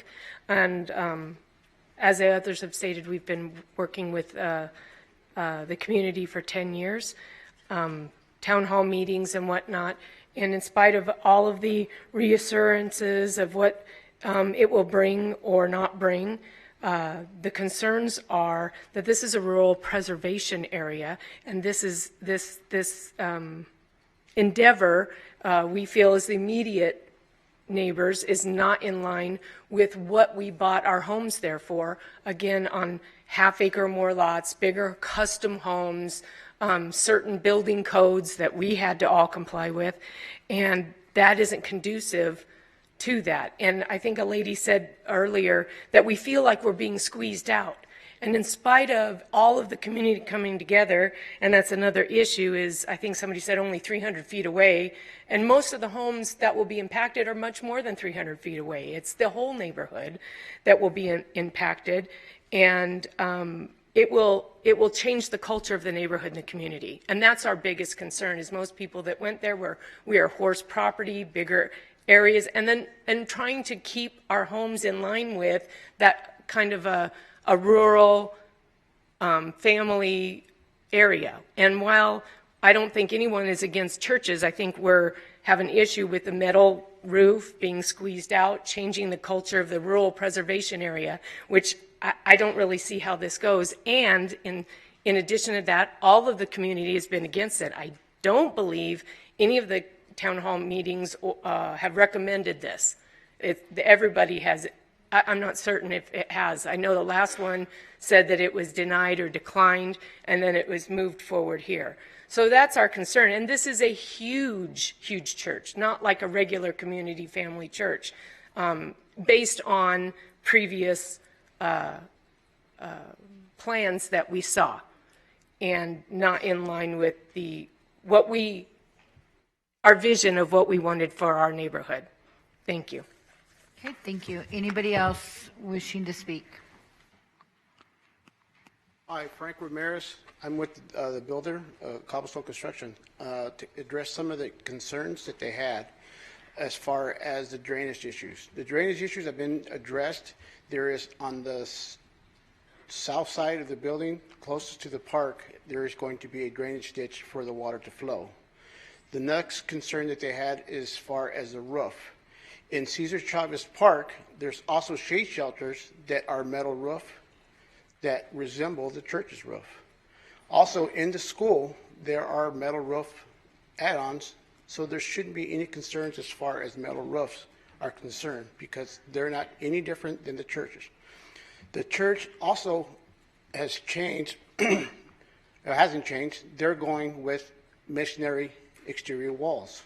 So the only portion of the church is the frame and the roof. So other than that, they've added landscaping, and there shouldn't be any other issues. Thank you. Thank you. Anybody else wishing to speak? I'm Alva Davis, 1066 Morning Sun Way, and I have been in that area for about 40 years now. And the rural community is what we have desired to maintain it that way. It's a lovely area. We've been trying to get more homes up in that area, beautiful homes, rather than huge structures. I can appreciate what the church is attempting to do and their goals, but I think in that area it's not an appropriate structure. And I hope that you guys will consider the residents and the neighbors' request. Thank you. Thank you. Anyone else wishing to speak on this item?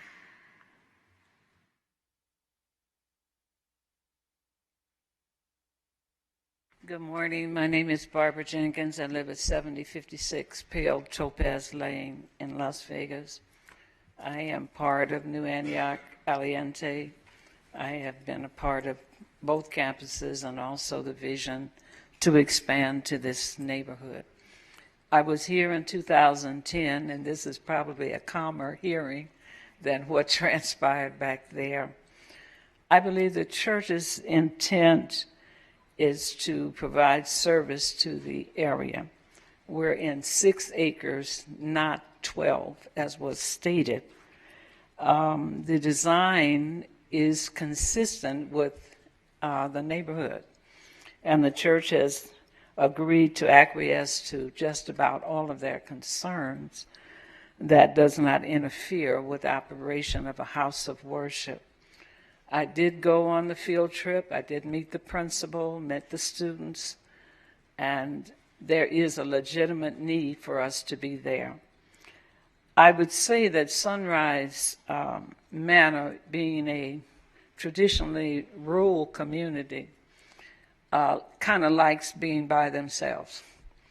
But the reality is there are some acres behind us, acres in front of us that one day will be developed. And there will be families there that need the services that Antioch Community Services will provide. So I think we have tried to eliminate the fears that the community has expressed, and much of it was not reality because they don't belong to the church.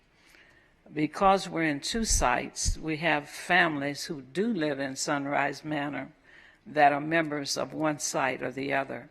It's quite a long drive for them to come, but they're committed. So I think that small nucleus of 8 families deserves a worship center in the area that they live. And so the fear, I think, is not realistic, that we are peace-loving people.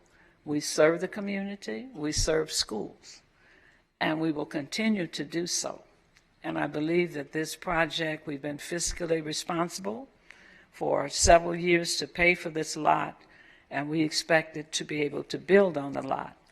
The economic reality has slowed up, but we're respectfully asking for you to renew the permit to build on the lot that we have consistently paid for. And we invite the community to help us change the facade if there's any other concerns as we proceed on. But we've opened the door of communication, and we ask that they participate with us to make this even a greater community, and we believe that we're going to accomplish that goal. Thanks so much for listening. Thank you. Anybody else wishing to speak on this item?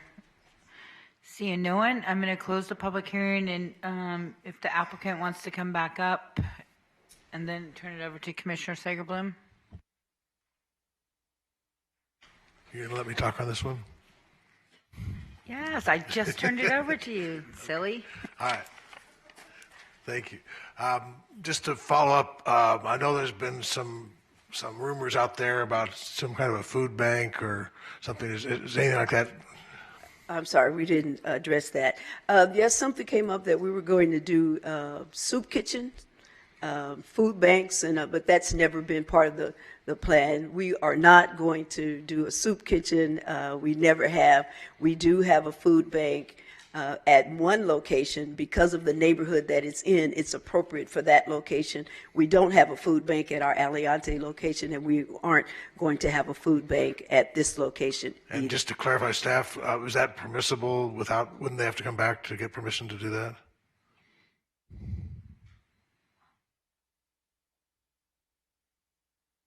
Commissioner Sagerblum, currently there's a recommendation that there be no food banks. So in order for them to do that, they would have to come back. If the project is approved with that condition, they would have to come back with a waiver of conditions in order to request permission to have food banks. Thank you. And also to follow up on the design review, which we've just added, you're willing to work with our staff. I just want to make sure that it's compatible with the desert area, with the rural area.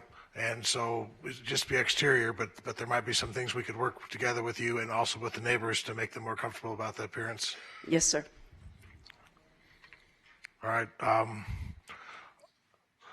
I'm ready to make a motion. I'll just say that this has been approved for 10 years. The neighbors have all known about it. We can't dictate where we want churches, where we don't want churches, but obviously next to a school is a good place. I think the fact that these kids are bused in and they need some place to go after school for additional support, that fits perfectly with my mission. And we can't look at neighborhoods and say, we don't want people from other places or other issues. I mean, this is a valley. The fact when you look at your other two churches, you're doing a fantastic job for everyone in our community, and I think it's a great location for it. So I would move for approval, subject to the staff conditions. Okay, Commissioner Sagerbloom has moved for approval. Any comments or questions? So Commissioner Sagerbloom, here's what I want to say. I struggle with this one because, one, their Aliante location is phenomenal, and it's brought a lot to the community, does a great job. And I would say to the neighbors, we've tried to bring more houses over there, but there's no give. There's no bend on the half acres. So it makes it super hard. Developers won't bring them, custom folks. It's $200,000 for the lot, and they just can't do it. So I'm struggling with this one because Commissioner Weekly and I, we have 5 churches because we both live in Ranch Estates, because that's all that anybody could build there. And so it wasn't until we started letting houses come in that we didn't have a whole bunch of churches. So I'm going to support Commissioner Sagerbloom because I just think that we have to figure out with the neighbors, what is it that we can have there. I tried myself just on the Owen side to do 3rd-acre lots. No sidewalks, no nothing. That's not what the neighbors wanted. They wanted half acres with sidewalks, with all these other things. So it's a struggle to infill these things. I do wish that you could go out on easement as opposed to Radwick, because Radwick already is, in terms of dirt road, it's not well maintained. I wish you could figure out how to do that instead. But I'm gonna support you, Commissioner Sagerbloom, just because I understand where we're at. But I'm glad to see that all of these conditions that are what Commissioner Sagerbloom is approving, which is the original conditions from 10 years ago. And I'll just say again to the neighbors that we will work with you to the extent we can to make sure that everyone's comfortable. But at the end of the day, it's a great church and it's a great location. It's been known, and truly, Sunrise Mountain is a very spiritual area from my perspective, so it's a perfect place for a church. Okay, there's a motion on the floor. Please cast your vote. And that motion passes. Thank you. Next is item 25, UC 20-0005, holdover use permit for a vehicle maintenance facility. Waivers of development standards for the following: reduce separation from vehicle maintenance to a residential use, waive CMA design overlay district screening standards, design review for proposed retail center consisting of vehicle maintenance and a restaurant with drive-through on 1.1 acres in a C2 general commercial zone in the CMA design overlay district, generally located on the west side of Fort Apache Road, 630 feet north of Tropicana Avenue within Spring Valley. Okay, good morning. Good morning. My name is Sergio Comparan, Comparan, with SCA Design, 2580 St. Rose Parkway, Suite 305. I'm here on behalf of our client asking for your approval on the construction of a minor maintenance and repair shop and drive-through restaurant located along Fort Apache and north on Tropicana. I don't have much to add other than what's already on the staff report, and happy to answer any questions. Okay, and that completes your presentation. I'm going to go ahead and open the public hearing on item 25. Anybody wishing to speak on item 25? Seeing no one, I'm going to close the public hearing and turn it over to Commissioner Jones. Thank you, Madam Chair, and thank you, the applicant, for the presentation. Seeing no opposition, I understand the concerns that were raised by the town board, or at least some of the town board members. I will say that having discussed this with staff, I'm not sure that there is much of a continuing justification for the CMA design overlay district, or that it needs to be modified in substantial part, and that this is appropriate for that area. So I'd move for approval subject to, if approved, staff conditions. Okay, Commissioner Jones has moved for approval subject to staff's recommendations. Any further discussion? Seeing none, please cast your vote. And that motion passes. Thank you. Appreciate it. Thank you.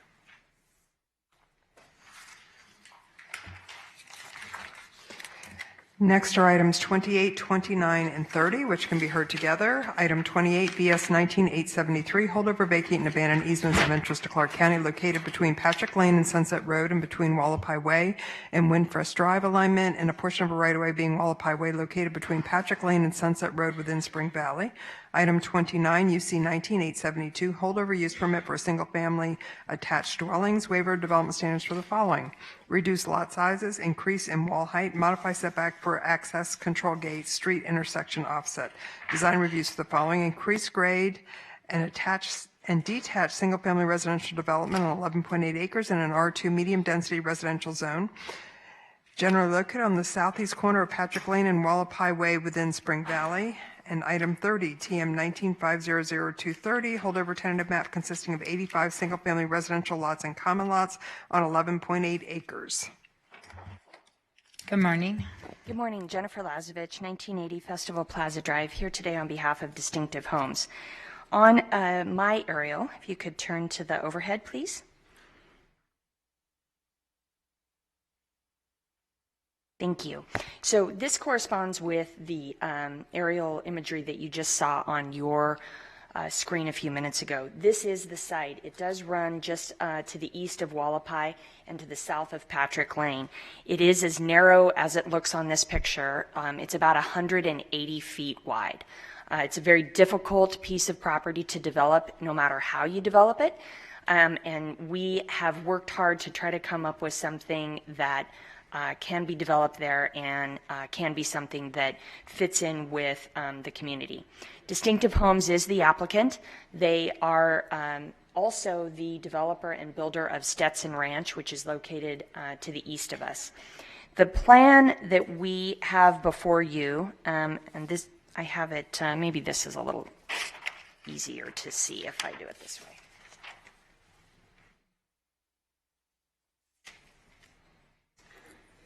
Thank you. So the plan is similar, substantially similar, almost in all ways to a project that we got approved a few years ago. It does show 2 entrance points off of Wallapai, and I would like to note that we have no entrance or exit points off of Patrick to the north. That was one of the things several years ago when we were working on this similar project that we were asked, is that we don't put any entrance or exit points onto onto Patrick. So this plan shows both of our entrance and exit points off of Wallapai. And on the east side of our property, we have, on those larger shaped lots, single-family detached homes. And on the east side of our property, adjacent to Wallapai, we have duplexes. The property is already zoned R2. The density for the project all in is 7.2, so we are under the density that's allowed by code. A couple of things that I think this project helps with is that there, as I'm told, there's a significant amount of hydrology and drainage issues that come through this area and through this property. So one of the things with this development that we'd be able to do is, if you notice where our gates and entrances are placed, they're placed just right across from these green space areas in this area. And that's because we're going to capture the drainage that comes kind of off, I'll say off the mountain a little bit, across Wallapai into box culverts, which we'll put in, and then we will discharge through the drainage areas which we need to, which to the east of us go into the street headed eastbound. So we do, I believe, solve an issue that when it rains a lot over in this area can cause some problems.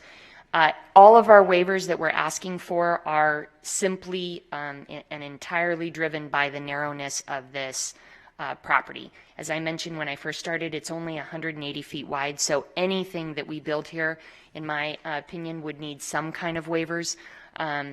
You know, we're trying to do the best we can in terms of fitting in with the zoning and building a product that we think makes sense and being sensitive to the neighbors to the east, which are on our immediate border, and we think that this project makes the most sense. And so with that, I'd be happy to answer any questions. Okay, anybody have any questions? Okay, this is a public hearing. I'm going to go ahead and open the public hearing on items 28, 29, and 30. Anybody wishing to speak? Come on down.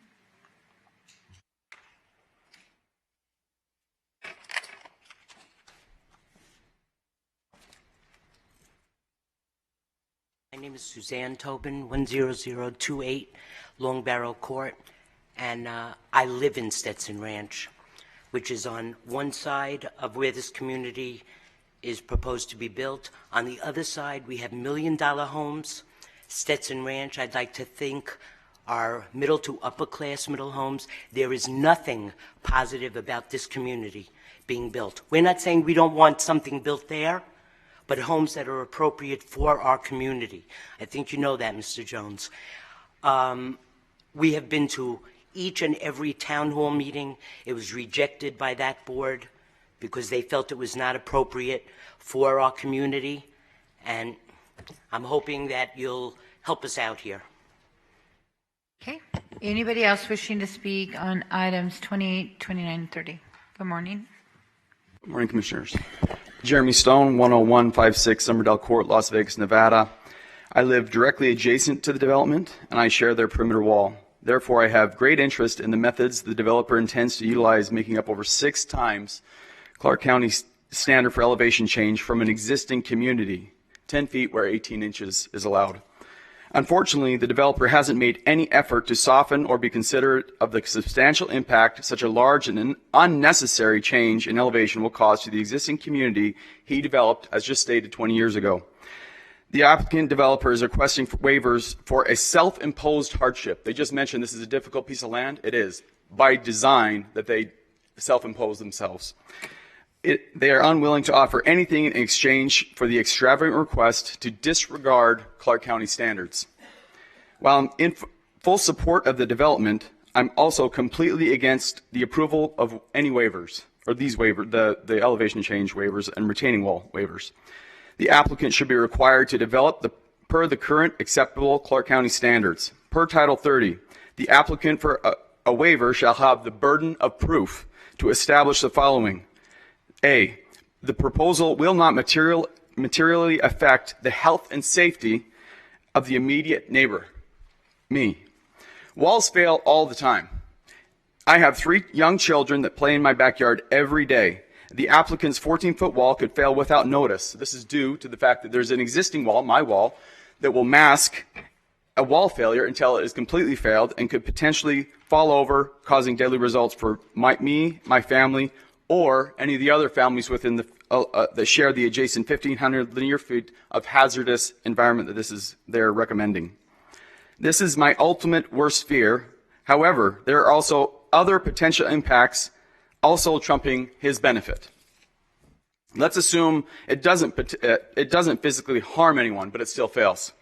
How is this repaired? My wall wasn't designed to support the surcharging pressures caused by an 8-foot retaining wall that will be constructed 4 inches away. Not to mention a 2-story building that is artificially elevated another 10 feet. So there's a surcharge burden placed upon an existing wall built 20 years ago that was not contemplated for this method. Is the county prepared to be the intermediary for me and the adjacent homeowner after the wall fails and the applicant has made his money and rode off into the sunset? Because that's what will occur. It will be me, an adjacent property owner, and we're left with this problem and no way to fix it. There's no reasonable way to fix this. B, back to Title 30. Another obligation of the required applicant per Title 30, it includes their obligation to demonstrate with clear and convincing evidence that the proposal will not adversely impact the neighbor's properties. Across the street, Woodside Homes offers a value of $75,000 if you're building your lot next to an adjacent stack condition. Summerlin requires you got 5 foot up, you got a 5-foot landscape buffer. 5 foot up, 5-foot landscape buffer. They're not recommending that. That's for hillside condition. They've created a hillside condition and they're not even meeting it to that standard. They want a 14-foot wall. They just want a great big wall. That's inappropriate, it's irresponsible, and it shouldn't be allowed, and I shouldn't be impacted because they want to make an extra buck, and that's what they're doing. We looked. Okay. It's storm drain, and one more quick thing. I apologize. Yeah, real quick. They didn't maintain the fence. During drainage, it piled up against the fence, and it popped up underneath our asphalt. As an HOA, a few years ago, we had to repair the asphalt because of poor maintenance. So whatever the drainage condition has to be, it has to be maintained by somebody. Okay. Thank you. Thank you. Anybody else wishing to speak on any of these items? Seeing no one, I'm going to go ahead and close the public hearing on items 28, 29, and 30, and I'm going to turn it over to Commissioner Jones. Thank you, Madam Chair. Ms. Lazovich, can you address the gentleman's concerns with regards to wall height and drainage? Yes, I'll do the best I can, but And/or your client? But unfortunately, I'm not entirely sure, and if we need to have a technical comment, I may ask to bring a discussion about it. I may ask to bring up either our engineer or the developer. Just based upon where Wallapai sits and the dirt that sits there today, in order to deal with the drainage, again, no matter what is built there, you're going to have to raise the dirt, and with that comes the walls, in order to do any kind of development there, again, no matter what kind of development it is. And so I was talking to Mr. Musso, and he's about to talk in a minute, if there were creative things that we could do. And I would tell you that my experience with him, and we've represented him for years, is that if there are, he would do it. But because this site is only 180 feet wide, it severely limits his ability to do the terracing or to do the things that I think normally you might be able to do, simply in order to deal with the drainage and the elevation, if you will, of where Wallapai is. Go ahead if I've missed anything. Thank you, Commissioners. My name is Tony Musso with Distinctive Homes, and we were approved back in 2013 for this project, and we've addressed all of the concerns that we possibly can. It is not our desire to have to raise the property. It's required for flood control. There's a very serious problem here with flood control.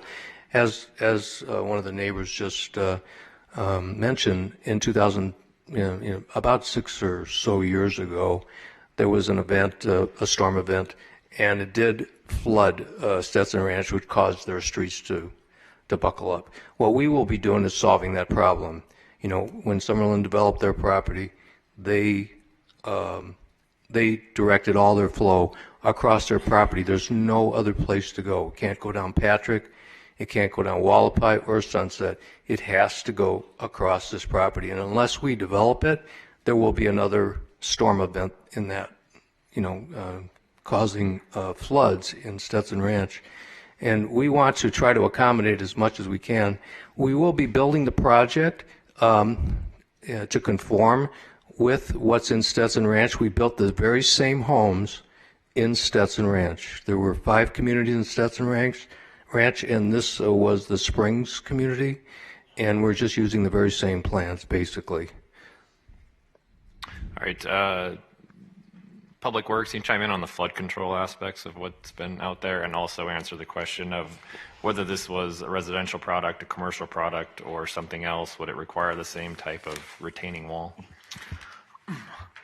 So yes, as it's developed out there, it's the last remaining piece. There has been historic flows in this area all around.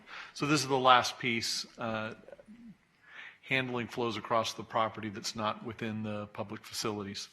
They will have to, through the drainage study, put those flows in public facilities, and they will no longer cross in the fashion, or the water will not be running free through the property like it was when in an undeveloped state. Your second question was? The wall height. The wall height. Maybe that's a Nancy question. It is, but it's grading. No matter what they do, they're going to have to keep the water away from the wall, which is what caused some of the past issues. So they will have to keep it, and a redundant wall is a common occurrence, and whether it was commercial or residential, it would be the same redundant wall. And yes, everything that is constructed can fail. But the majority of the failures are caused by 2 things: either inappropriate landscaping placed too close to the wall, or the wall is built incorrectly. Obviously, engineering takes into account all the factors that were concerns. They're not surcharging the wall. The wall is meant to stand on its own when built correctly. All right. So I would agree with the neighbor that this was a self-imposed burden. What led to the decision 20 plus years ago to exclude this parcel from the original plan for Stetson Ranch, whether it was going to be commercial, whatever.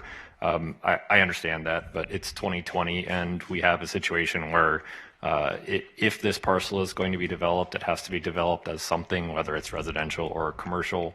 Either way, the developer is proposing to put in all the facilities that are necessary to deal with completion of the offsite improvements on Wallapai, as well as the flood control issues along that property that have been a problem for the development. It's the least bad alternative, and I think that the developer has proposed to at least buffer the parcels along the backside with the larger lots. And so subject to staff conditions, then I will move for approval agenda items number 28, 29, and 30. Okay, Commissioner Jones has made a motion for approval subject to staff's recommendations on number 28, 29, and 30. Any further discussion? Seeing none, please cast your vote. That motion passes. Thank you. Thank you. Next are items 31, 32, 33, and 34, which can be heard together. Item 31, WC 19400-169, waiver of conditions of a zone change requiring the following: right-of-way dedication to include 30 feet for Rosanna Street, full off-site improvements, generally located on the west side of Rainbow Boulevard and the south side of Ford Avenue, alignment within Enterprise. Item 32, NZC 19982, zone change to reclassify 15 acres from RE Rural Estates Residential RMP1 zone and RE Rural Estates Residential Zone to R2 Medium Density Residential Zone. Waiver development standards to increase screen wall height. Design reviews for the following: single-family residential subdivision, increased finished grade on 24.8 acres, generally located on the west side of Rainbow Boulevard and the south side of Cougar Avenue, alignment within Enterprise. Item 33, VS 19983, vacate and abandon easements of interest to Clark County located between Rainbow Boulevard and Montessori Street alignment and between Cougar Avenue alignment and Torino Avenue alignment within Enterprise. And item 34, TM 19500-266, tentative map consisting of 169 residential lots and common lots on 24.8 acres. Okay, good morning. Good morning, Jennifer Lazovich, 1980 Festival Plaza Drive, here today representing the applicant. On the first map right here where my pen is located, the site is located just to the west of Rainbow, in between Cougar and Torino Avenue. This is your land use plan map as it exists today, and within the boundaries of our site, we've got a couple of different master plans. The yellower color or lighter yellow color is master plan for up to 8 units to the acre. The red is master plan for commercial of some kind, and this piece right here is located in the RMP. Our plan is to develop that all into one single-family residential community with access only off of Rainbow. One thing before I show you the site plan is I would like to just have you look at this aerial. This indicates a prior approval for a zone change to R2, and by way of where that is, if you go back to this plan, it's basically this property right here. The prior approval to R2, which is in effect today and is already zoned and had a design review on it, did show homes, but one of the things that maybe most crucially to the neighbors who are immediately impacted by this project is that prior approval put Rosanna Street through. It did not cul-de-sac it, it showed Rosanna going through, and for the neighbors who, or at least some of the neighbors who live right here next to us, that has really been one of their major concerns. So before we ever filed this application, we spent some time with the neighbors. If you, here, let me, I think a smaller plan might be better.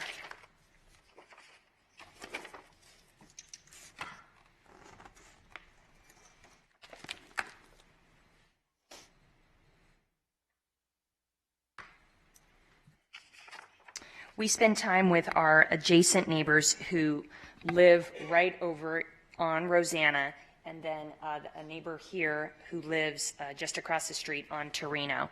And through meeting with them, a couple of things that were critically important to them, which have been incorporated into this plan, is that they were probably their biggest ask is that Rosanna not go through. So on the plan that's before you today, we show Rosanna as cul-de-sac and not moving through our site northbound. They also asked if we could vacate Torino, and we did ask and talk to Public Works about that, but we were told, do I have it going the wrong way? Oh, thank you. Talking about the wrong feet. There we go. These are where the homeowners live. Thank you. In talking with the neighbors about with Public Works about Torino, we were assured that Torino needed to be dedicated. It needed to go forward as an east-west street, so we were unable to vacate that. But the plan still shows, this is the alignment of Torino right here. We are showing it as dedicated. We are showing Rosanna as cul-de-sac. Some of the other key things that the neighbors have asked for is reflected in the conditions approved by the Planning Commission. And because those neighbors are sitting here, I'd just like to take a minute and read a few of the conditions, because we have said from the very beginning that we would do what we could to make our immediate adjacent neighbors satisfied with this plan. So the first thing is single-story homes adjacent to existing residents. That makes it these lots right in this area, and it counts out the lots, lot 149, 150, 151, 152, and 153. A minimum 7,000 square foot lots adjacent to existing residents. Again, that's for the lots that are right in this area. The lots adjacent to Rosanna Street shall also be 7,000 square feet. Now, while those are across the street from the neighbors, they are there, and we've honored that commitment to do 7,000 square foot lots in that area. The lots adjacent to Rosanna Street to be developed with single-story homes. Again, that's these lots right here. No three-story homes within any portion of the development. We were never proposing that, but it was a condition that we've added. For Vicki, who is here today and may talk, we've worded this condition specifically for her. An 8-foot tall wall as measured from existing grade of APN 17615801030. That is to make sure that we have a tall wall on our side and her side, so she gets the benefit of that taller wall. An 8-foot tall wall adjacent to the existing commercial, which is there today closer to closer to Rainbow, and an 8-foot tall wall adjacent to Rosanna Street. So that's for the benefit of the neighbors that front onto Rosanna Street. As it relates to something that the planning commissioners asked when we had this project considered and they moved to approve, we had a street, I believe at the time it was called Street B. So they put a condition on that said we redesigned Street B to take out the length of it, because there was some concern that you could really pick up a lot of speed traveling on that one street and it was too long. So we have revised the site plan. Those plans have been given to your planning staff in advance of this meeting. And we resolve that by making this lot right here be open space. So now you don't have that long Street B. And then finally, we have minimum 4,500 square foot lots along our west boundary. The property to the west of us right here is, I think it's owned by the BLM, but I believe it's on the plan to be a park at some point in the future. So while we're not immediately adjacent to any homes there, we did take some of our larger lots, which were closer to Rainbow, and we moved them to our western edge. All the other applications that we have a few applications for waivers of conditions. They all relate to getting this plan to look like it does, and it's what I've presented in agreement with our adjacent neighbors at the town board and the planning commission, and now before you. So I'd be happy to answer any questions.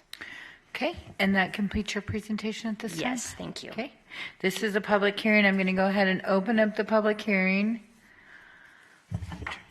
to items 31, 32, 33, and 34. Anybody wishing to speak on any of the following items? 31, 32, 33, or 34? Ladies, are you speaking?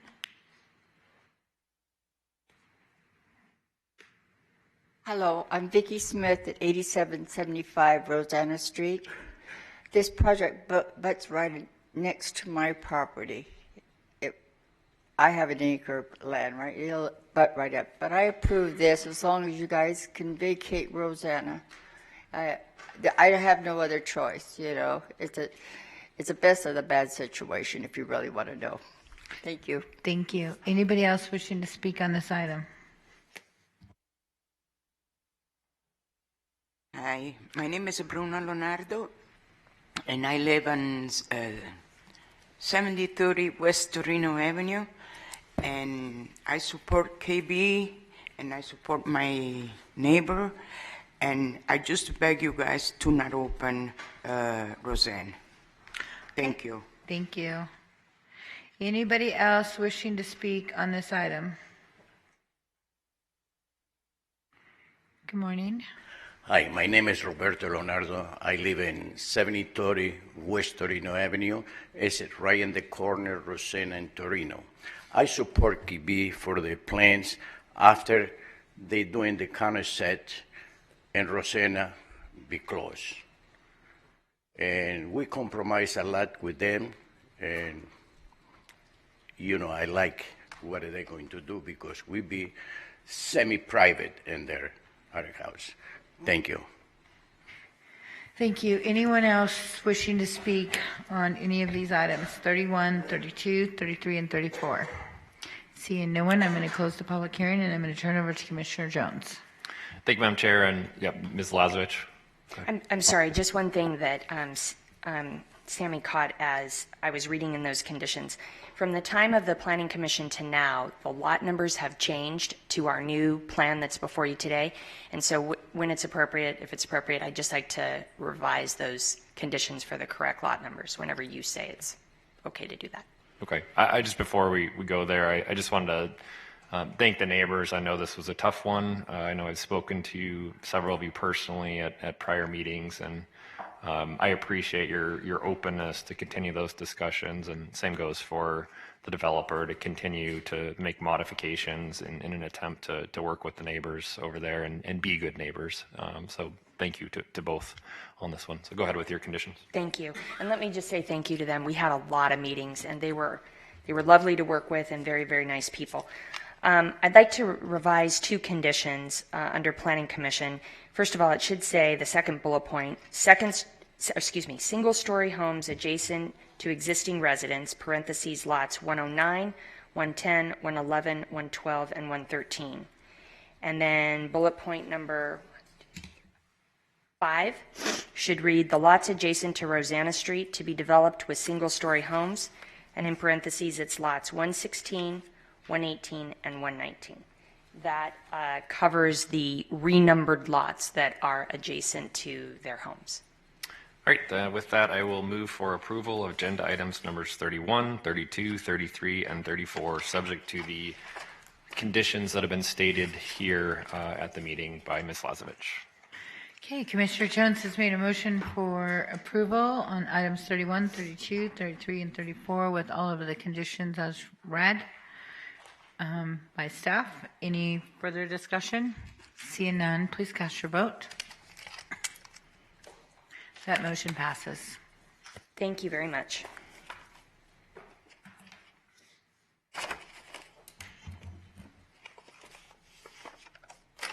Next item is item 35. WS 19901 waivers of development standards for the following: increased area for an animated sign, increased area for a freestanding sign, design review for an animated freestanding sign in conjunction with an existing adult cabaret on 0.9 acres in an M1 light manufacturing zone in the adult use overlay district, generally located on the west side of Highland Drive, 550 feet south of Edna Avenue within Winchester. Good morning. Good morning. Laura Drea, 520 South 4th Street. I'm here on behalf of Scores. I was here a little more than a year ago asking for approval of this sign. The sign received approval, which included the large animated screen and the video messaging as well. After less than a year of operation, the owner is wishing that he had done better in the original design of the sign and is now proposing this.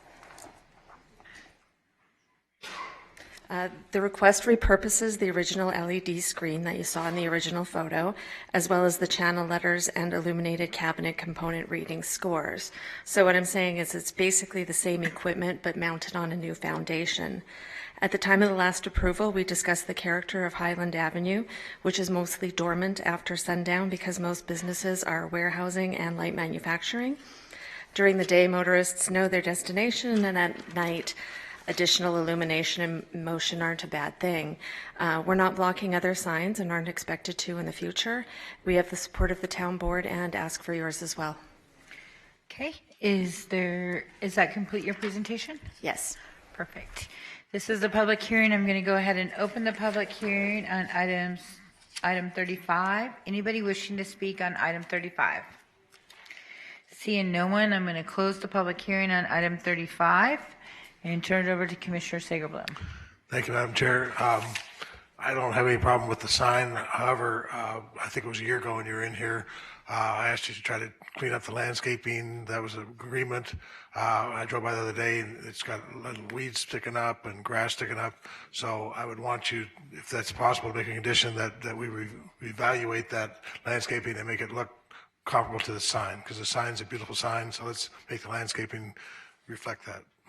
I'll certainly relay that. Is that possible?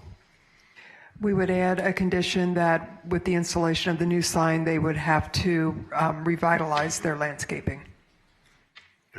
That's a creative way. Is that agreeable? Yes. Okay, you've heard the motion by Commissioner Sagerblum. Any further discussion? Seeing none, please cast your vote. We'll see. That motion passes. We're all going to take a tour for you, okay? All right. We'll check out the roofs over there, too. Yeah. Okay. Next are items 38, 39, and 40, which can be heard together. Item 38, ZC 19961, holdover zone change to reclassify 15.7 acres from RE Rural Estates Residential Zone to R2 Medium Density Residential Zone. Waivers of development standards for the following: increase wall height, reduce street intersection offset, reduce setback for a call box. Design reviews for the following: a single-family residential development, increased finish grade in the CMA Design Overlay District, generally located on the east side of Tenaya Way and the south side of Russell Road within Spring Valley.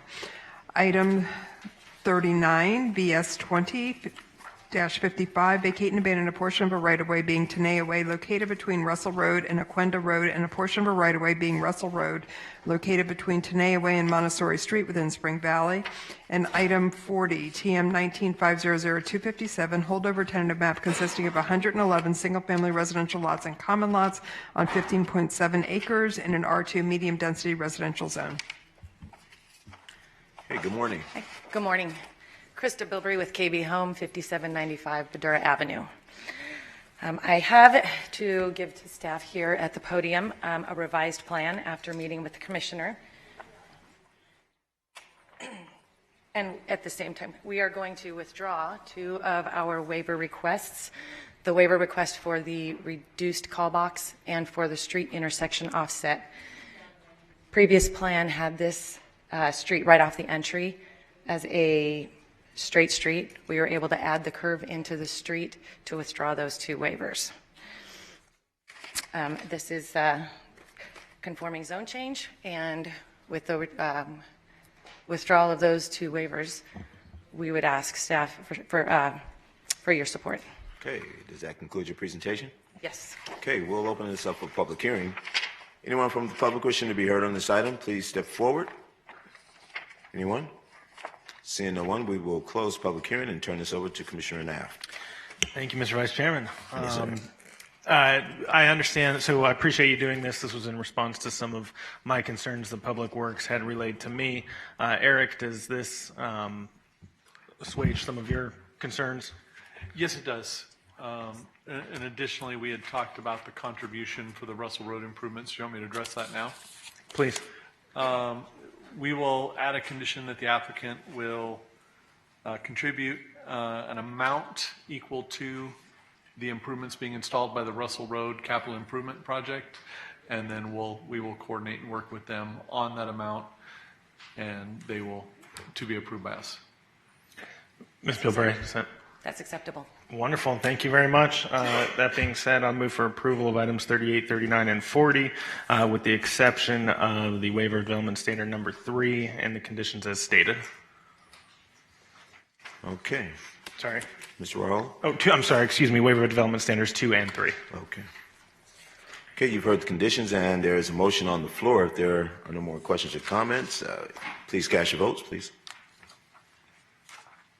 And opposed? That motion carries. Thank you.